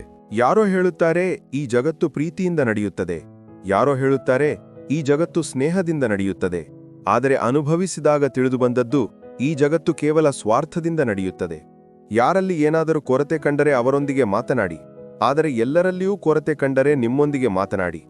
ಜಗತ್ತಿನ ಅಂತ್ಯ ಹೇಗೆ ಆಗುತ್ತಿದೆ ನೋಡಿ. ರಾಜಕೀಯದಲ್ಲಿ ಕಾನೂನು ಮುಗಿದಿದೆ, ಶಾಲೆಗಳಲ್ಲಿ ಓದು ಮುಗಿದಿದೆ, ಆಸ್ಪತ್ರೆಗಳಲ್ಲಿ ಆಮ್ಲಜನಕ ಮುಗಿದಿದೆ ಮತ್ತು ಎಲ್ಲಕ್ಕಿಂತ ಹೆಚ್ಚಾಗಿ ಕುಟುಂಬಗಳಲ್ಲಿ ಸಂಬಂಧಗಳು ಮುಗಿದಿವೆ. ಸಮಯ ಮತ್ತು ತನ್ನವರು ಎರಡೂ ಒಟ್ಟಿಗೆ ನೋವು ನೀಡಿದಾಗ ಮನುಷ್ಯ ಹೊರಗಿನಿಂದ ಮಾತ್ರವಲ್ಲದೆ ಒಳಗಿನಿಂದಲೂ ಕಲ್ಲಾಗುತ್ತಾನೆ. ಸಾಧನೆ ಮತ್ತು ಟೀಕೆ ಪರಸ್ಪರ ಮಿತ್ರರು. ಸಾಧನೆಗಳು ಹೆಚ್ಚಾದಂತೆ ನಿಮ್ಮ ಟೀಕೆಗಳು ಹೆಚ್ಚಾಗುತ್ತವೆ. ಯಾರೋ ಚೆನ್ನಾಗಿ ಬರೆದಿದ್ದಾರೆ, ನೀನು ನಿನ್ನ ಲೆಕ್ಕಾಚಾರದಲ್ಲಿ ಲೆಕ್ಕ ಹಾಕು, ಆದರೆ ಮೇಲಿರುವವನು ತನ್ನ ಲೆಕ್ಕಾಚಾರದಲ್ಲಿ ಲೆಕ್ಕ ತೆಗೆದುಕೊಳ್ಳುತ್ತಾನೆ. ಜೀವನದಲ್ಲಿ ನಾವು ಎಷ್ಟು ಸರಿಯಾಗಿದ್ದೇವೆ ಮತ್ತು ಎಷ್ಟು ತಪ್ಪಾಗಿದ್ದೇವೆ ಎಂದು ಕೇವಲ ಇಬ್ಬರು ಮಾತ್ರ ತಿಳಿದಿರುತ್ತಾರೆ, ಪರಮಾತ್ಮ ಮತ್ತು ನಮ್ಮ ಅಂತರಾತ್ಮ. ನಿಮ್ಮ ತೊಂದರೆಗಳಿಗೆ ಇತರರನ್ನು ಕಾರಣವೆಂದು ಭಾವಿಸುವುದರಿಂದ ನಿಮ್ಮ ತೊಂದರೆಗಳು ಎಂದಿಗೂ ಕಡಿಮೆಯಾಗುವುದಿಲ್ಲ. ಯಾವಾಗಲೂ ಅನಿರೀಕ್ಷಿತವಾಗಿ ನಿಮ್ಮ ಕಡೆಗೆ ಯಾರೊಬ್ಬರ ವರ್ತನೆ ಬದಲಾದರೆ ಆ ವ್ಯಕ್ತಿ ನಿಮ್ಮಿಂದ ಏನನ್ನಾದರೂ ಬಯಸುತ್ತಿದ್ದಾನೆ ಎಂದು ಅರ್ಥ ಮಾಡಿಕೊಳ್ಳಿ. ವಿಜ್ಞಾನ ಹೇಳುತ್ತದೆ ನಾಲಿಗೆಗೆ ಆದ ಗಾಯ ಬೇಗ ಗುಣವಾಗುತ್ತದೆ, ಆದರೆ ಜ್ಞಾನ ಹೇಳುತ್ತದೆ ನಾಲಿಗೆಯಿಂದ ಆದ ಗಾಯ ಎಂದಿಗೂ ಗುಣವಾಗುವುದಿಲ್ಲ. ರಾತ್ರಿಯ ಗರ್ಭದಲ್ಲಿ ಒಂದು ಬೆಳಿಗ್ಗೆಯೂ ಇದೆ. ಮೊದಲು ಮನಸ್ಸು ತುಂಬುವವರೆಗೆ ಕತ್ತಲೆಯನ್ನು ನೋಡಿ. ನೆನಪಿಡಿ, ಅತಿ ದೊಡ್ಡ ಅಪರಾಧ ಅನ್ಯಾಯ ಸಹಿಸುವುದು ಮತ್ತು ತಪ್ಪಿನೊಂದಿಗೆ ರಾಜಿ ಮಾಡಿಕೊಳ್ಳುವುದು. ಮನುಷ್ಯ 2 ಕಾರಣಗಳಿಂದ ಸಂಪೂರ್ಣವಾಗಿ ಬದಲಾಗುತ್ತಾನೆ. ಅಥವಾ ಯಾರಾದರೂ ವಿಶೇಷರು ಅವನ ಜೀವನಕ್ಕೆ ಬಂದರೆ, ಅಥವಾ ಯಾರಾದರೂ ಬಹಳ ವಿಶೇಷರು ಅವನ ಜೀವನದಿಂದ ಹೊರಟು ಹೋದರೆ. ಯಾರು ನಿಮ್ಮ ಕಣ್ಣೀರನ್ನು ನೋಡುವುದಿಲ್ಲ, ಯಾರಿಗೂ ನಿಮ್ಮ ದುಃಖ ಕಾಣಿಸುವುದಿಲ್ಲ, ಯಾರೂ ನಿಮ್ಮ ನೋವನ್ನು ಅರ್ಥ ಮಾಡಿಕೊಳ್ಳುವುದಿಲ್ಲ. ಆದರೆ ವಿಚಿತ್ರವೆಂದರೆ ಎಲ್ಲರಿಗೂ ನಿಮ್ಮ ತಪ್ಪುಗಳು ಕಾಣಿಸುತ್ತವೆ. ಜಗತ್ತಿನ 4 ಸ್ಥಳಗಳು ಎಂದಿಗೂ ತುಂಬುವುದಿಲ್ಲ: ಸಮುದ್ರ, ಸ್ಮಶಾನ, ತೃಷೆಯ ಕೊಡ ಮತ್ತು ಮನುಷ್ಯನ ಮನಸ್ಸು. ಹೊಗೆಯೂ ತನ್ನ ಅಸ್ತಿತ್ವವನ್ನು ಕಂಡುಕೊಳ್ಳುತ್ತದೆ, ಕೆಲವೊಮ್ಮೆ ತನ್ನನ್ನು ತಾನೇ ಕಳೆದುಕೊಂಡು, ಕೆಲವೊಮ್ಮೆ ಗಾಳಿಯಾಗಿ. ಒಳ್ಳೆಯ ವ್ಯಕ್ತಿಯಲ್ಲಿ ಒಂದು ಕೆಟ್ಟ ವಿಷಯವಿದೆ, ಅವನು ಯಾವಾಗಲೂ ಇತರರನ್ನು ತನ್ನಂತೆಯೇ ಎಂದು ಭಾವಿಸುತ್ತಾನೆ. ಹಾಗೆ ನೋಡಿದರೆ ಯಾರು ಯಾರಿಗೆ ಏನು ಎಂದು ಯಾವುದೇ ಪುರಾವೆಯಿಲ್ಲ. ಈ ಹೃದಯದ ಸಂಬಂಧಗಳು ಕೇವಲ ನಂಬಿಕೆಯಿಂದ ನಡೆಯುತ್ತವೆ. ಮನುಷ್ಯನ ಅತಿದೊಡ್ಡ ಶತ್ರು ಅವನ ಮನಸ್ಸು. ನೋವು ನೀಡುವ ಕ್ಷಣಗಳ ನೆನಪುಗಳನ್ನು ಅದು ಹಿಡಿದು ತರುತ್ತದೆ. ಯಾರಿಗೆ ಮುರಳೀವಾಲನ ಕೃಪೆಯಲ್ಲಿ ನಂಬಿಕೆಯಿದೆಯೋ ಮತ್ತು ಅವನ ನ್ಯಾಯದಲ್ಲಿ ವಿಶ್ವಾಸವಿದೆಯೋ ಅವರನ್ನು ಪ್ರಪಂಚದ ಯಾವುದೇ ಪರಿಸ್ಥಿತಿಯೂ ವಿಚಲಿತಗೊಳಿಸಲು ಸಾಧ್ಯವಿಲ್ಲ. ಜೀವನದಲ್ಲಿ ನಾವು ಯಾವಾಗಲೂ ಕೆಟ್ಟ ಹಂತದಿಂದ ಹಾದು ಹೋಗುವಾಗ ಪರಮಾತ್ಮ ನನ್ನ ತೊಂದರೆಯನ್ನು ಏಕೆ ನೋಡುವುದಿಲ್ಲ, ನನ್ನ ದುಃಖವನ್ನು ಏಕೆ ಕಡಿಮೆ ಮಾಡುವುದಿಲ್ಲ ಎಂಬ ವಿಚಾರ ಮನಸ್ಸಿನಲ್ಲಿ ಖಂಡಿತ ಬರುತ್ತದೆ. ಆದರೆ ನೆನಪಿಡಿ, ಪರೀಕ್ಷೆ ನಡೆಯುತ್ತಿರುವಾಗ ಶಿಕ್ಷಕರು ಮೌನವಾಗಿರುತ್ತಾರೆ. ಓ ದೇವರೇ, ನೀನು ಏನು ಕೊಟ್ಟಿದ್ದೀಯೋ, ನೀನು ಏನು ಕೊಟ್ಟಿಲ್ಲವೋ ಮತ್ತು ನೀನು ಏನು ಕೊಟ್ಟು ತೆಗೆದುಕೊಂಡಿದ್ದೀಯೋ ಆ ಪ್ರತಿ ವಿಷಯಕ್ಕೂ ನಿನಗ ಧನ್ಯವಾದಗಳು. ನೀನು ಏನು ಕೊಟ್ಟಿದ್ದೀಯೋ ಅದು ನಿನ್ನ ಕೃಪೆ, ನೀನು ಏನು ಕೊಟ್ಟಿಲ್ಲವೋ ಅದರಲ್ಲಿ ನಮ್ಮ ಒಳ್ಳೆಯದು ಅಡಗಿದೆ, ಮತ್ತು ನೀನು ಏನು ಕೊಟ್ಟು ಮತ್ತ ತೆಗೆದುಕೊಂಡಿದ್ದೀಯೋ ಅದು ನಮ್ಮ ಪರೀಕ್ಷೆ. ಕೃಷ್ಣ ಇತ್ರ ಸುಗಂಧ ರಾಧೆ, ಬಾಯಾರಿಕೆ ಕೃಷ್ಣ, ನೀರು ರಾಧೆ, ದೋಣಿ ಕೃಷ್ಣ, ಮಾರ್ಗ ರಾಧೆ, ಮೌಜ ಕೃಷ್ಣ, ದಡ ರಾಧೆ, ಸೂರ್ಯ ಕೃಷ್ಣ, ಬೆಳಕು ರಾಧೆ, ಅಮೃತ ಕೃಷ್ಣ, ಅಮೃತ ರಾಧೆ, ಸಂಸಾರ ಕೃಷ್ಣ, ಸಾರ ರಾಧೆ, ಅದೃಷ್ಟ ಕೃಷ್ಣ, ಸೌಭಾಗ್ಯ ರಾಧೆ, ಮನಸ್ಸು ತುಳಸಿಯ ದಾಸ, ವೃಂದಾವನದ ಧಾಮ, ಪ್ರತಿ ಉಸಿರಿನಲ್ಲಿ ರಾಧಾ, ಪ್ರತಿ ರೋಮರೋಮದಲ್ಲಿ ಶ್ಯಾಮ್. ಶ್ರೀರಾಧೇ ರಾಧೆ, ಶ್ರೀರಾಧೇ ರಾಧೆ. ಮಿತ್ರರೇ, ಈ ವಿಡಿಯೋದಿಂದ ನೀವು ಬಹಳಷ್ಟು ಕಲಿತಿದ್ದೀರಿ ಎಂದು ನಾನು ಭಾವಿಸುತ್ತೇನೆ. ವಿಡಿಯೋವನ್ನು ಲೈಕ್ ಮಾಡಿ ಮತ್ತು ಶೇರ್ ಮಾಡಿ. ಕಮೆಂಟ್ನಲ್ಲಿ ಜೈ ಶ್ರೀ ರಾಧೇ ಕೃಷ್ಣ ಎಂದು ಬರೆಯಲು ಮರೆಯಬೇಡಿ. ಮತ್ತು ಇಂತಹ ಜ್ಞಾನವರ್ಧಕ ವಿಡಿಯೋಗಳನ್ನು ಪಡೆಯಲು ನಮ್ಮ ಚಾನಲ್ ಅನ್ನು ಸಬ್ಸ್ಕ್ರೈಬ್ ಮಾಡಿ, ಗಂಟೆಯನ್ನು ಒತ್ತಲು ಮರೆಯಬೇಡಿ. ಭಗವಾನ್ ಶ್ರೀಕೃಷ್ಣ ನಿಮ್ಮನ್ನು ಯಾವಾಗಲೂ ಸಂತೋಷವಾಗಿಡಲಿ. ಜೈ ಶ್ರೀ ರಾಧೇ ಕೃಷ್ಣ. ರಾಧೇ ರಾಧೇ.